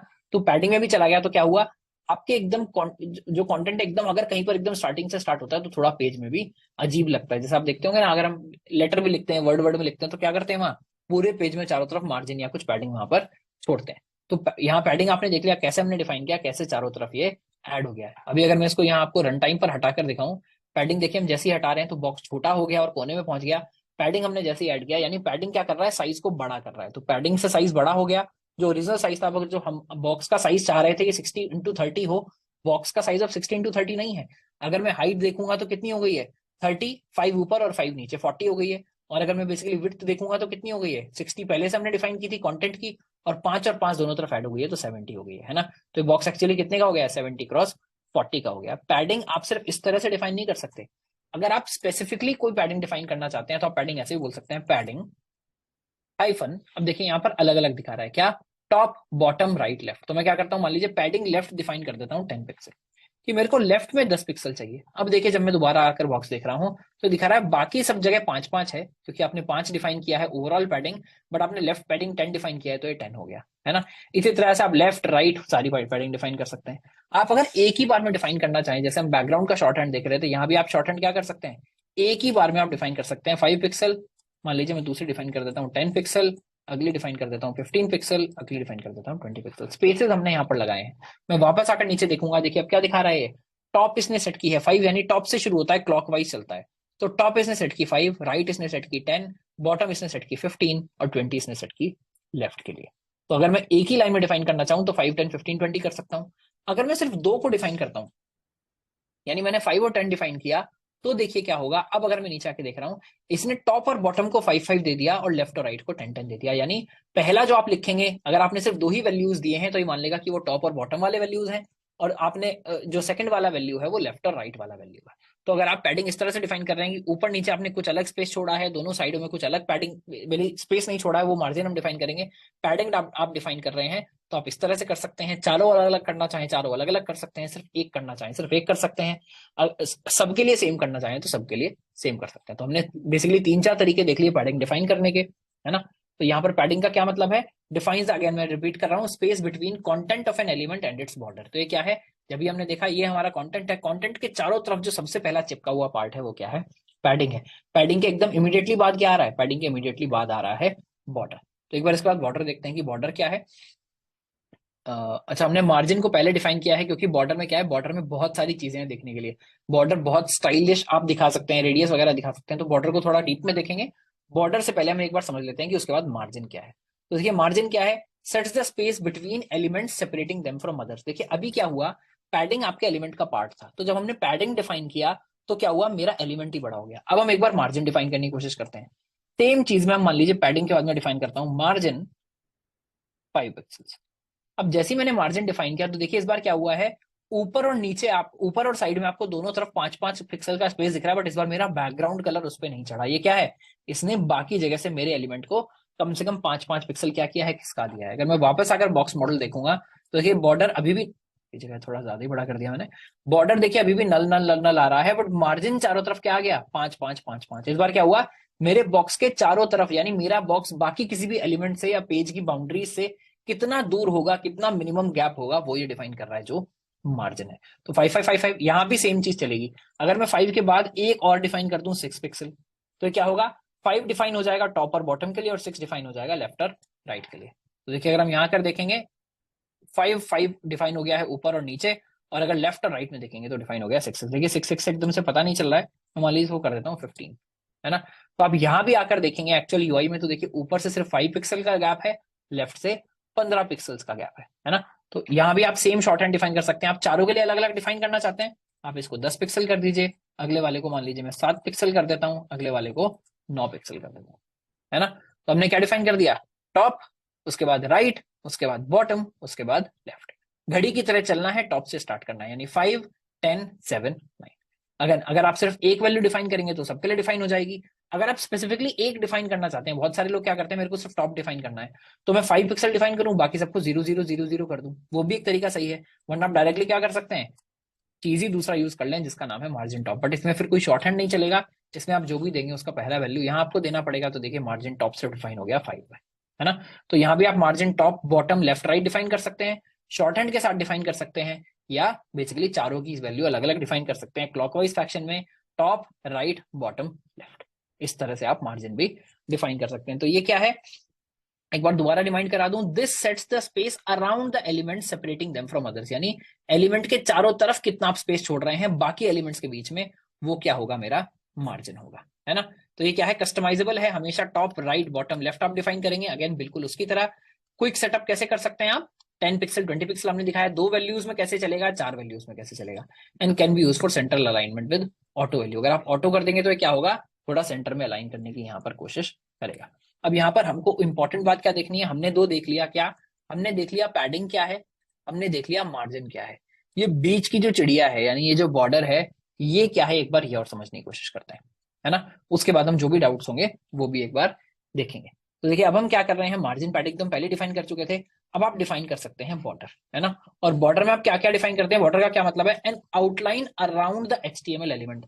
अभी हमने क्या देखा था, पैडिंग क्या था, मेरे एलिमेंट के अंदर ही ऐड हो गई थी, और जो मार्जिन था वो मेरे एलिमेंट के चारों तरफ था, उनके बीच में अगर आपको कुछ ऐड करना है तो वो क्या होगा, वो होगा बॉर्डर। तो इसमें क्या है, कंपोनेंट आप क्या क्या डिफाइन कर सकते हैं बॉर्डर में, विड्थ डिफाइन कर सकते हैं, स्टाइल डिफाइन कर सकते हैं, कलर डिफाइन कर सकते हैं। तो सबसे पहले हम क्या करते हैं, बॉर्डर विड्थ डिफाइन कर लेते हैं। मान लीजिए यहाँ पर आ जाते हैं और मैं डिफाइन करता हूँ बॉर्डर,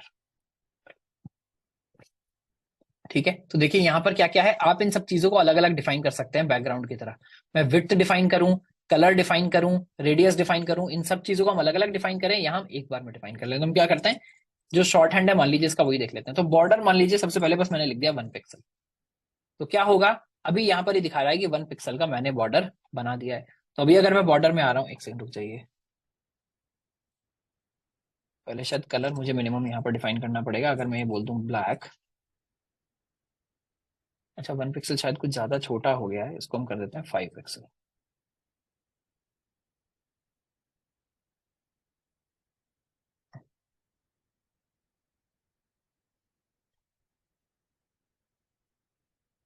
एक सेकंड, कुछ मैंने गड़बड़ किया है क्या।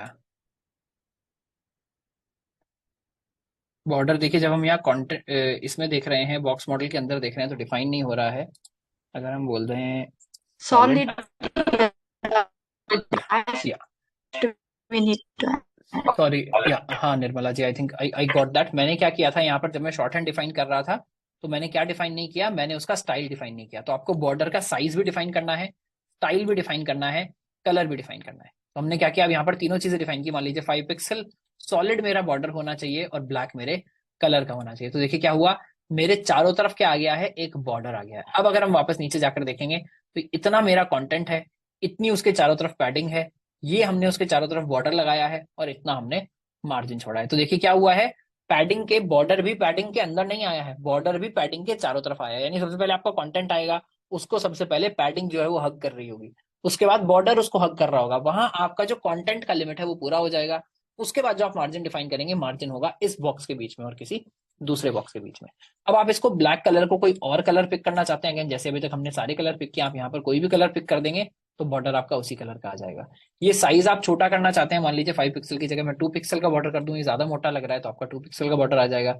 और सॉलिड की जगह आप क्या क्या यूज कर सकते हैं, ये क्या है, बॉर्डर स्टाइल है। सॉलिड की जगह मान लीजिए मैं बोलता हूँ डैश्ड, तो क्या होगा, डैश डैश वाला बॉर्डर आ जाएगा। उस केस में क्या हुआ, देखिए बैकग्राउंड कलर यहाँ भी थोड़ा थोड़ा चढ़ गया है ना। तो इसके लिए आप डैश यूज कर सकते हैं, सॉलिड यूज कर सकते हैं, डॉटेड वैल्यू यूज कर सकते हैं। अगर मैं यहाँ कर दूं डैश की जगह क्या, डॉटेड, तो क्या होगा, देखिए डॉट डॉट डॉट डॉट मेरे बॉर्डर के चारों तरफ आ गए, है ना। एक इसमें इंपॉर्टेंट चीज क्या है बॉर्डर में, ऐसा मुझे पता नहीं कि हमने उसके लिए अलग से बेसिकली इन सबको एक्सप्लेन करने के लिए हमने बनाया होगा। बट बॉर्डर के साथ एक सबसे इंपॉर्टेंट चीज है जो मैंने सबसे ज्यादा यूज की है, जिसका नाम क्या होता है, बॉर्डर रेडियस। मान लीजिए मैं एक बॉर्डर रेडियस डिफाइन कर देता हूँ 5 पिक्सल का, और फिलहाल डॉटेड को हम क्या कर देते हैं, डॉटेड को हम कर देते हैं सॉलिड, क्योंकि एक नॉर्मल बॉर्डर होना चाहिए। कलर भी हम ब्लैक डिफाइन कर देते हैं ताकि थोड़ा देखने में क्लियर हो। देखिए अब क्या हुआ, जैसे ही मैंने रेडियस डिफाइन किया, चारों तरफ से जो मेरे कॉर्नर्स हैं वो क्या हो गए हैं, राउंड हो गए हैं। अगेन ये भी आप बॉर्डर रेडियस सिर्फ लेफ्ट साइड पर डिफाइन करना चाहते हैं, लेफ्ट टॉप राइट टॉप, वो भी आप डिफाइन कर सकते हैं। बट जनरली क्या होगा, आपको मान लीजिए कोई अच्छा सा बटन बनाना है, कर्व करना है, तो मैंने क्या किया, देखिए चारों तरफ से इसको कर्व कर दिया है। अब ये जो रेडियस है मैं क्या कर सकता हूँ, इसको बढ़ाकर देख सकता हूँ क्या होगा। देखिए अगर मैं इसको बढ़ाते ही जाऊंगा तो क्या होगा, बेसिकली इस टाइप का ही हो गया है ना। अगर मैं इसको कम करते जाऊंगा तो मिनिमम बेसिकली रेडियस कैसा दिखेगा, 1 पिक्सल पर अगर हम देखेंगे तो हल्का सा बिल्कुल एज ऑफ हुआ है, 0 पर बिल्कुल एजेस बने हुए हैं। तो आपको जिस भी टाइप की शेप इससे बनानी है वो आप क्या कर सकते हैं, यहाँ पर बना सकते हैं। एक पॉइंट के बाद साइज से आपके फर्क पड़ेगा। अगर मैं इसकी हाइट और विड्थ दोनों बराबर कर दूं, मान लीजिए मैं साइज हाइट क्या कर दूं, हाइट भी कर देता हूँ 60 पिक्सल्स, है ना। अब जब मैं बॉर्डर रेडियस बनाते बढ़ाते रहूंगा तो क्या होगा, फाइनली एक दिन ये सर्कल बन जाएगा। तो ये सर्कल बनाने के लिए भी काफी ज्यादा इंपॉर्टेंट बेसिकली काम आता है। कहीं पर भी अगर आपको सर्कल बनाना है, आप एक बॉक्स बनाइए और उसमें बॉर्डर रेडियस इतना ज्यादा डिफाइन कर दीजिए कि वो क्या हो, फाइनली एक सर्कल बन जाए, है ना। देखिए एग्जैक्ट सर्कल नहीं है बट मोटा मोटा सर्कल टाइप का आपको दिख रहा है। बट मैं उम्मीद कर रहा हूँ ये लाइव चेंज करके आपको ये भी समझ आ गया होगा कि बॉर्डर रेडियस का क्या मतलब है, कैसे इसको डिफाइन करते हैं। उसके अलावा बॉर्डर का हम साइज कैसे डिफाइन करते हैं, बॉर्डर का हम टाइप कैसे डिफाइन करते हैं, बॉर्डर का हम कलर कैसे डिफाइन करते हैं। एक बार ये सब चीज नोट्स में देख लेते हैं, उसके बाद जो भी डाउट्स होंगे वो भी हम ले लेंगे। तो देखिए शॉर्ट हैंड में हमने इसको कैसे डिफाइन किया है, शॉर्ट हैंड में हमने डिफाइन किया है 2 pixel solid black. But otherwise आप कैसे यूज कर सकते थे, एक बार मैं वो भी दिखा देता हूँ। आप अगला आप इसको अलग अलग डिफाइन करना चाहते तो अलग अलग भी कर सकते थे। कैसे, बॉर्डर साइज, आपकी जगह बॉर्डर विड्थ है, क्या है, बॉर्डर विड्थ, है ना। मान लीजिए मैं डिफाइन कर देता हूँ बिल्कुल ऊपर जो जो हमने डिफाइन किया है 2 पिक्सल, बॉर्डर टाइल क्या होगा, सॉलिड हमने डिफाइन किया है, सॉलिड, एंड बॉर्डर कलर मान लीजिए हम डिफाइन कर देते हैं ब्लैक, है ना। अब मैं क्या करूंगा, अगर मैं पूरी की पूरी लाइन हटा लूं जो बॉर्डर का शॉर्ट हैंड है, तो मेरे बॉर्डर पर कोई भी फर्क नहीं पड़ेगा, क्योंकि एक्जैक्टली सेम चीज जो हमने इन 3 लाइन से डिफाइन की है वो हम कैसे डिफाइन कर सकते हैं, इस एक लाइन से डिफाइन कर सकते हैं। तो मैं नोट्स में आपके ये छोड़ देता हूँ, इसको मैं बस कमेंट आउट कर देता हूँ ये दिखाने के लिए कि this is also a way to define border. आप विड्थ स्टाइल कलर अलग अलग डिफाइन करना चाहें या विड्थ स्टाइल कलर एक साथ डिफाइन कर लें, वो आप कर सकते हैं। रेडियस वगैरह आप अलग से भी इसमें डिफाइन कर सकते हैं, है ना। बॉर्डर प्रॉपर्टी है, रेडियस हमने आपको चलाकर दिखा दिया कैसे आप बॉर्डर रेडियस कुछ भी अगर डिफाइन करेंगे तो दिस क्रिएट्स राउंडेड कॉर्नर्स, आपका जो भी बेसिकली एलिमेंट है उसके चारों तरफ राउंडेड कॉर्नर्स ये बना देता है। देखिए बॉर्डर रेडियस में भी ये बोल रहा है कि आप 10 पिक्सल 20 पिक्सल लिखेंगे तो क्या होगा, दो दो साइड के मान लेगा। इसको भी हम चलाकर देख लेते हैं। देखिए जब हमने बॉर्डर रेडियस लिखा है, एक बार मैं 5 पिक्सल लिखता हूँ, एक बार 10 पिक्सल लिखता हूँ, है ना। अब मैं जब वापस आकर देखूंगा, देखिए इसने क्या मान लिया है बॉर्डर में, ये जो आप देखेंगे जो लेफ्ट मेरा टॉप कॉर्नर है और राइट मेरा बॉटम कॉर्नर है, इसमें इसने 5 अप्लाई किया है, और जो राइट मेरा टॉप कॉर्नर है और लेफ्ट मेरा बॉटम कॉर्नर है इसमें इसने 10 पिक्सल अप्लाई किया है। आप इसको चारों के लिए डिफाइन करना चाहते हैं तो भी यहाँ से स्टार्ट हो जाएगा। मान लीजिए मैं क्या डिफाइन कर देता हूँ उसको, हम कर देते हैं 1 पिक्सल, 2 पिक्सल, 3 पिक्सल, 4 पिक्सल, तो क्या होगा, ये सबसे कम, ये उससे ज्यादा, ये उससे ज्यादा, ये सबसे ज्यादा राउंडेड, है ना। तो आप चार में अलग अलग डिफाइन करना चाहते हैं, अलग अलग डिफाइन कर दीजिए।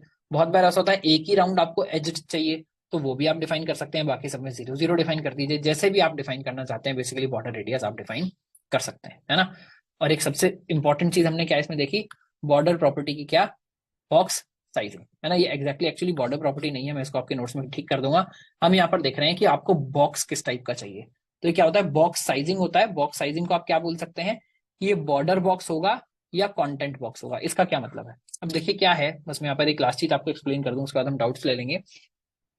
जब हमने सीएसएस को डिफाइन करना स्टार्ट किया था, तो हमने क्या बोला था कि मेरी हाइट है 30, मेरी जो मैं जो भी एलिमेंट बना रहा हूँ इसकी हाइट होनी चाहिए 30 पिक्सल और विड्थ होनी चाहिए 60 पिक्सल। बट अब अगर हम देखेंगे, मैं वापस बॉक्स मॉडल आकर देखूं, मार्जिन को चलो आप छोड़ भी दें, मैं मान के चलूं वो मेरे अंदर नहीं है, तो मैंने यहाँ पर बॉर्डर डिफाइन कर दिया है। अगर मैं इसकी हाइट देखना चाहूँ, जो मैंने कितनी डिफाइन की है, मैंने तो हाइट 30 पिक्सल डिफाइन की है, बट है कितनी, पहले 2 का बॉर्डर ऊपर, फिर 5 का पैडिंग, कितना हो गया 7, फिर 30 का मेरा एक्चुअल हाइट जो मेरा कॉन्टेंट है 37, फिर 5 42, फिर 2 44, फिर 5 49। तो जो चीज मैंने 30 साइज की डिफाइन की थी, वो मेरा पैडिंग लग के, बॉर्डर लग के एक्चुअली कितनी हो गई है, पैडिंग और बॉर्डर लग के वो एक्चुअली हो गई है 39। मैंने शायद इसमें अगर मार्जिन भी जोड़ लिया, तो वो आप अगर हटा भी दें तो ये बात समझ आ रही है कि वो क्या हो गया है, 30 से ज्यादा पहुंच गया है ना। तो अगर आप ये डिफाइन करना चाहते हैं कि भाई मैं पैडिंग भी डिफाइन करूंगा, मैं बॉर्डर भी डिफाइन करूंगा, बट जो साइज मैंने डिफाइन किया है ना, वो साइज मेरे फाइनल एलिमेंट का होना चाहिए, ये साइज मेरा कंटेंट का साइज नहीं है। तो आप यहाँ क्या डिफाइन कर सकते हैं, आप डिफाइन कर सकते हैं बॉक्स साइजिंग। बॉक्स साइज क्या है, बाय डिफॉल्ट ही होता है बॉर्डर बॉक्स, बाय डिफॉल्ट ही होता है कंटेंट बॉक्स। अगर मैं इसको डिफाइन कर दूं बॉर्डर बॉक्स, है ना, तो क्या होगा, जैसे ही मैंने बॉर्डर बॉक्स डिफाइन किया, अब ये मेरे जो भी मेरा साइज है, यानी जो मैंने हिट और हाइट और विड्थ डिफाइन की है, ये मान के चलेगा कि ये हाइट और विड्थ किसके साथ है, ये जो मेरा बॉर्डर है, यानी मेरा कंटेंट, मेरा पैडिंग और मेरा बॉर्डर, ये उसके बाद का मैंने हाइट और विड्थ डिफाइन किया। तो अब ये क्या करेगा, देखिए जो अंदर वाला साइज है, इसने अपने आप उसको श्रिंक कर दिया, किस तरह कि फाइनल हाइट मेरी 30 होनी चाहिए। तो बॉर्डर पैडिंग दोनों जगह का इसने ऐड कर दिया, बॉर्डर और पैडिंग मिला के हो रहा है 14 पिक्सल, कंटेंट के लिए बचा 16, क्योंकि आपने जो हाइट है वो डिफाइन की है 30। तो इसने क्या किया, बाकी सब चीजों को श्रिंक कर दिया। तो अगर मैं बॉर्डर बॉक्स कहूंगा, यानी मेरा जो हाइट और विड्थ है वो मेरे बॉर्डर वाला, जो बॉर्डर के बाहर जो बॉक्स बन रहा है उस पर अप्लाई होगा। बाय डिफॉल्ट क्या होता है, जो भी आप डिफाइन करते हैं वो कंटेंट बॉक्स होगा। तो कंटेंट बॉक्स का क्या मतलब है कि मैं हाइट और विड्थ अपने कंटेंट की डिफाइन कर रहा हूँ, पैडिंग और मार्जिन अलग से ऐड करिएगा। अगर आपने बोला मैं बॉर्डर बॉक्स डिफाइन कर रहा हूँ, अपना जो मेरा बॉक्स का साइज है वो बॉर्डर बॉक्स है, तो वो पहले बॉर्डर देखेगा, फिर पैडिंग देखेगा, बचा हुआ साइज आपके कंटेंट को दे देगा, है ना। तो यहाँ भी अगर हम आपके नोट्स में देखेंगे, यही दो चीजें हमने की हैं। बॉक्स साइजिंग क्या है, बॉर्डर बॉक्स है, कंटेंट बॉक्स है, दोनों ही चीज में आपको फर्क नजर आ रहा है। अगर हम अपना जो एग्जांपल है देखें, हमने यहाँ पर 2 बटन टाइप डिफाइन करने की कोशिश की है, क्लिक मी। हाइट और विड्थ क्या डिफाइन की है, 100 पिक्सल डिफाइन की है। 4 साइज का एक बॉर्डर डिफाइन कर दिया है, मार्जिन पैडिंग फिलहाल 0 0 है। बट अगर मैंने एक को दिया बॉर्डर बॉक्स, तो देखिए उसके अंदर क्या हुआ, जैसे ही मैंने दिया बॉर्डर बॉक्स, यानी बॉर्डर के चारों तरफ ये साइज अप्लाई होना चाहिए, तो उसके कंटेंट के लिए कितना बचा, सिर्फ 92 92, क्योंकि 4 4 हमारे बॉर्डर ने ले लिया है। अगर मैंने बोला कंटेंट बॉक्स, तो कंटेंट मेरा 100 का है, बॉर्डर 4 4 अलग से ऐड हुआ है। तो देखिए ये वाला बटन थोड़ा सा बड़ा लग रहा है यहाँ से, ये बटन छोटा है, ये बटन थोड़ा सा बड़ा है, क्योंकि इसके 100 जो साइज है वो इसके एक्चुअली कंटेंट ने लिया है, और जो बॉर्डर है वो बाद में एक्सटर्नली ऐड हो रहा है। ठीक है, एक बार अब देखिए हमने क्या क्या कवर किया। हमने बॉर्डर पूरा का पूरा जो ये बॉक्स मॉडल है हमने देखा है, पैडिंग देखा, मार्जिन देखा, बॉर्डर देखा, और माफ कीजिएगा बॉर्डर देखा, और जो हमारा ये बॉक्स प्रॉपर्टी है, बॉक्स साइजिंग है, ये हमने देखा है। मैं आपके नोट्स में करेक्ट कर दूंगा, मैंने हेडिंग थोड़ा गलत डाल दिया है। बॉक्स प्रॉपर्टी देखा, तो इसमें जो भी डाउट्स हैं वो आप लोग पूछ सकते हैं। राजेश जी पूछ रहे हैं कमेंट में। वैसे राजेश जी अगेन मैं लोगों को मोटिवेट करता हूं कि आप थोड़ा सा माइक पर आकर पूछें, बट फिर भी मैं आपकी क्वेरी का जवाब दे देता हूं। आपने लिखा है सर मार्जिन पे कोई फर्क नहीं पड़ेगा क्या बॉर्डर बॉक्स देने से। देखिए मार्जिन को हमेशा ही बॉक्स के बाहर माना जाता है ना। तो मार्जिन को आप मान रहे हैं कि वो मेरे हमेशा बॉक्स के बाहर है, तो आप चाहे बॉक्स साइजिंग की वैल्यू बॉर्डर बॉक्स दें या कंटेंट बॉक्स दें, उससे मार्जिन पर कोई भी फर्क नहीं पड़ता। यस तेम्बरेज जी बोल रहे हैं रूल ऑफ यूनिवर्सल।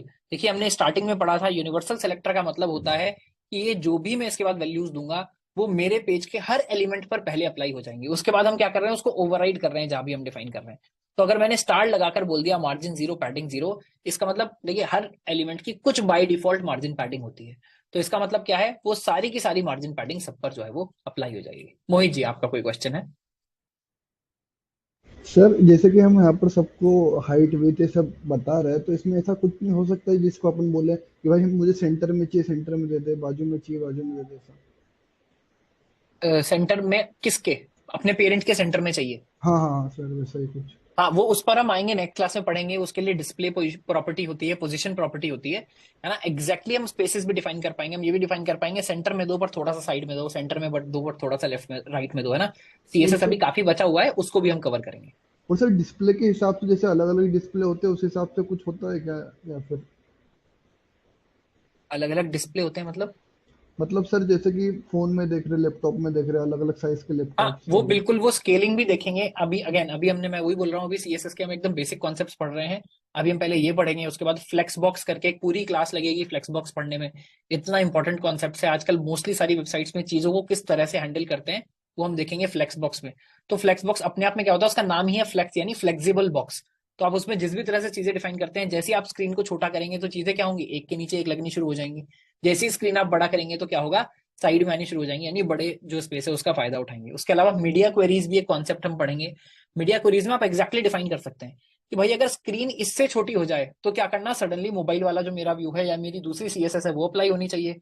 अगर स्क्रीन पर जो अवेलेबल विड्थ है, वो विड्थ या हाइट है वो इससे ज्यादा हो तो अलग अप्लाई होना चाहिए, है ना। तो वो सब हम देखेंगे, उसकी आप चिंता मत कीजिए।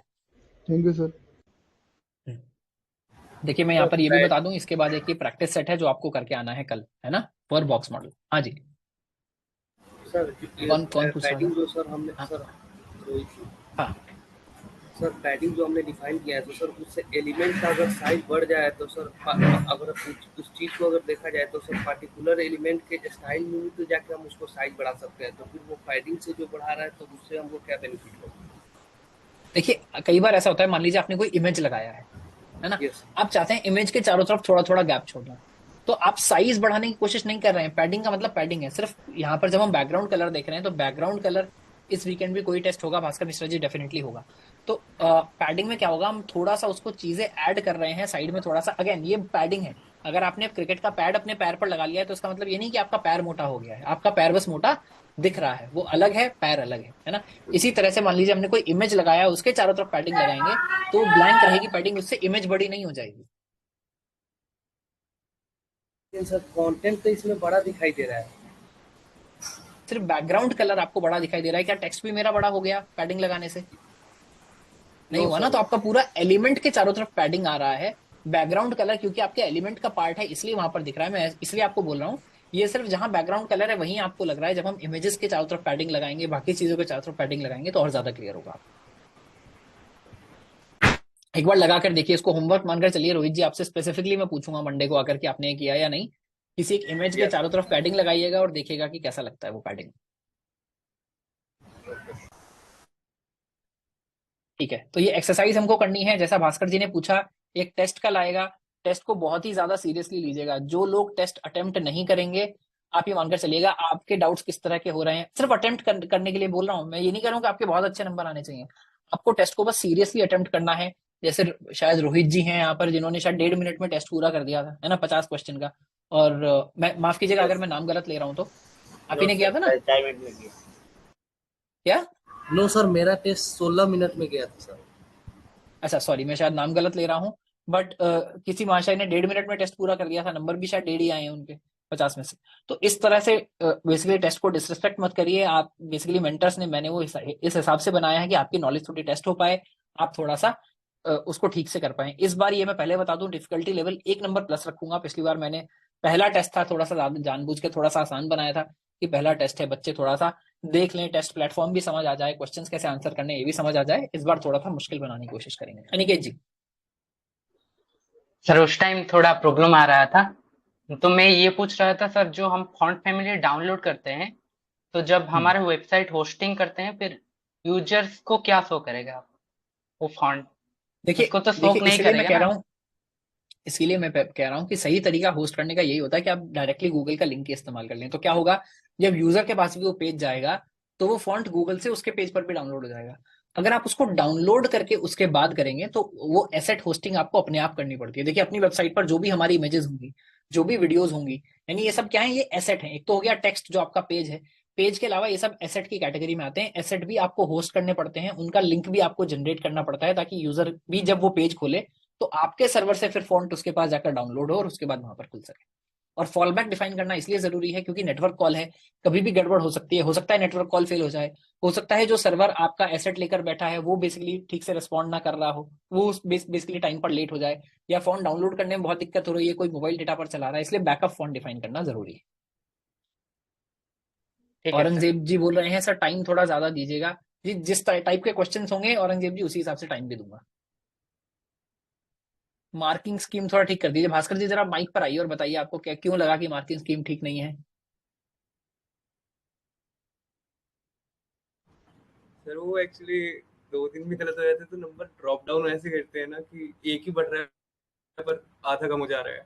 मैं प्लस पर हाँ तो -1 सोच का समझ हैबिट के करना है, सोच समझ के करना है, वरना क्या होता है ना, -1/4 आप करते हैं ना तो लोग ये मानकर चलते हैं कि यार तुक्का भी मारेंगे तो भी मतलब प्रोबेबिलिटी के हिसाब से देखेंगे तो पॉजिटिव ही आएगा। 1/3 करूंगा तो प्रोबेबिलिटी के हिसाब से बराबर आएगा। हाफ इसलिए रखा है कि जो क्वेश्चन नहीं आता अटेम्प्ट मत कीजिए। इंटरव्यू में भी यही आदत डालनी है आपको।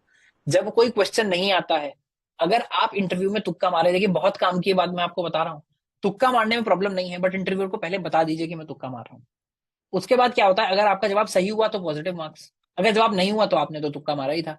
बट अगर आपने इंटरव्यूअर को नहीं बताया और उसके बाद तुक्का मार रहे हैं और वो गलत हो जाता है ना, या आपके हाव भाव से भी लगता है आप तुक्का मार रहे हैं, तो वो चाहे लगे या ना लगे वो आपके लिए नेगेटिव काउंट होता है।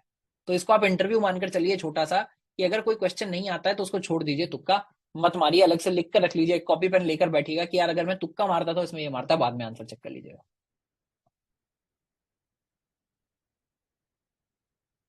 तो in short Bhaskar ji marking scheme में सेम ही रखने वाला हूं अभी भी। जितने भी प्लस मार्क्स क्वेश्चन होगा उसके हाफ माइनस होंगे अगर आप गलत आंसर करेंगे तो। चलिए मैं बॉक्स मॉडल कोशिश करना चाह रहा था कि इससे पहले खत्म हो जाए, ये जो एक्सरसाइज है ये भी आपको करके आनी है। और अब 2 दिन की छुट्टी है तो थोड़ा सा प्रैक्टिस करिएगा। आप देखिए आज हमने सीएसएस के थोड़ी सी चीजें देखी हैं, हमने फॉन्ट्स देखे हैं, बेसिकली किस तरह से बॉक्स मॉडल को एडजस्ट करना है ये देखा है। कुछ कुछ ट्राई करिए, कुछ पेज बनाने की कोशिश करिए। आपके जो डाउट्स आए वो पोर्टल पर पूछिए, हम कोशिश करेंगे वीकेंड पर भी हमारी टीम उसको रिस्पॉन्ड कर रही हो, एटलीस्ट सैटरडे को रिस्पॉन्ड कर रही हो, है ना। तो ये बनाकर देखिए, जो डाउट्स है वहां पर पूछिए, हम लगातार अवेलेबल रहेंगे। अब मैं मिलूंगा आपको मंडे को इंडिया का वर्ल्ड कप होने के बाद। देखिए कल पढ़ाई मत करिएगा, जो जो लोग क्रिकेट के थोड़े भी शौकीन हैं कल एक बार क्रिकेट देखिए। हमारा दोबारा वर्ल्ड कप का फाइनल आया है, मैं उम्मीद कर रहा हूँ लास्ट वर्ल्ड कप फाइनल में जो हमारे साथ हुआ वो इस बार ना हो। पिछली बार भी हमारी टीम अनडिफीटेड चल रही थी, लास्ट मैच हम हार गए थे। मैंने पिछली बार भी लास्ट मैच ही देखा था, है ना, वही हम हार गए थे। इस बार मैं प्लान कर रहा हूँ कि मैं शायद लास्ट मैच ना देखूं तो इंडिया मैच जीत जाए, है ना। तो इस बार जिसके जो भी सुपरस्टिशंस हैं उनको आप यूज करिए, है ना, बट कोशिश करते हैं जब हम नेक्स्ट टाइम मिले तो इंडिया वर्ल्ड कप जीत चुका हो। चलिए यहाँ पर क्लास एंड करता हूँ। जय हिंद, जय भारत।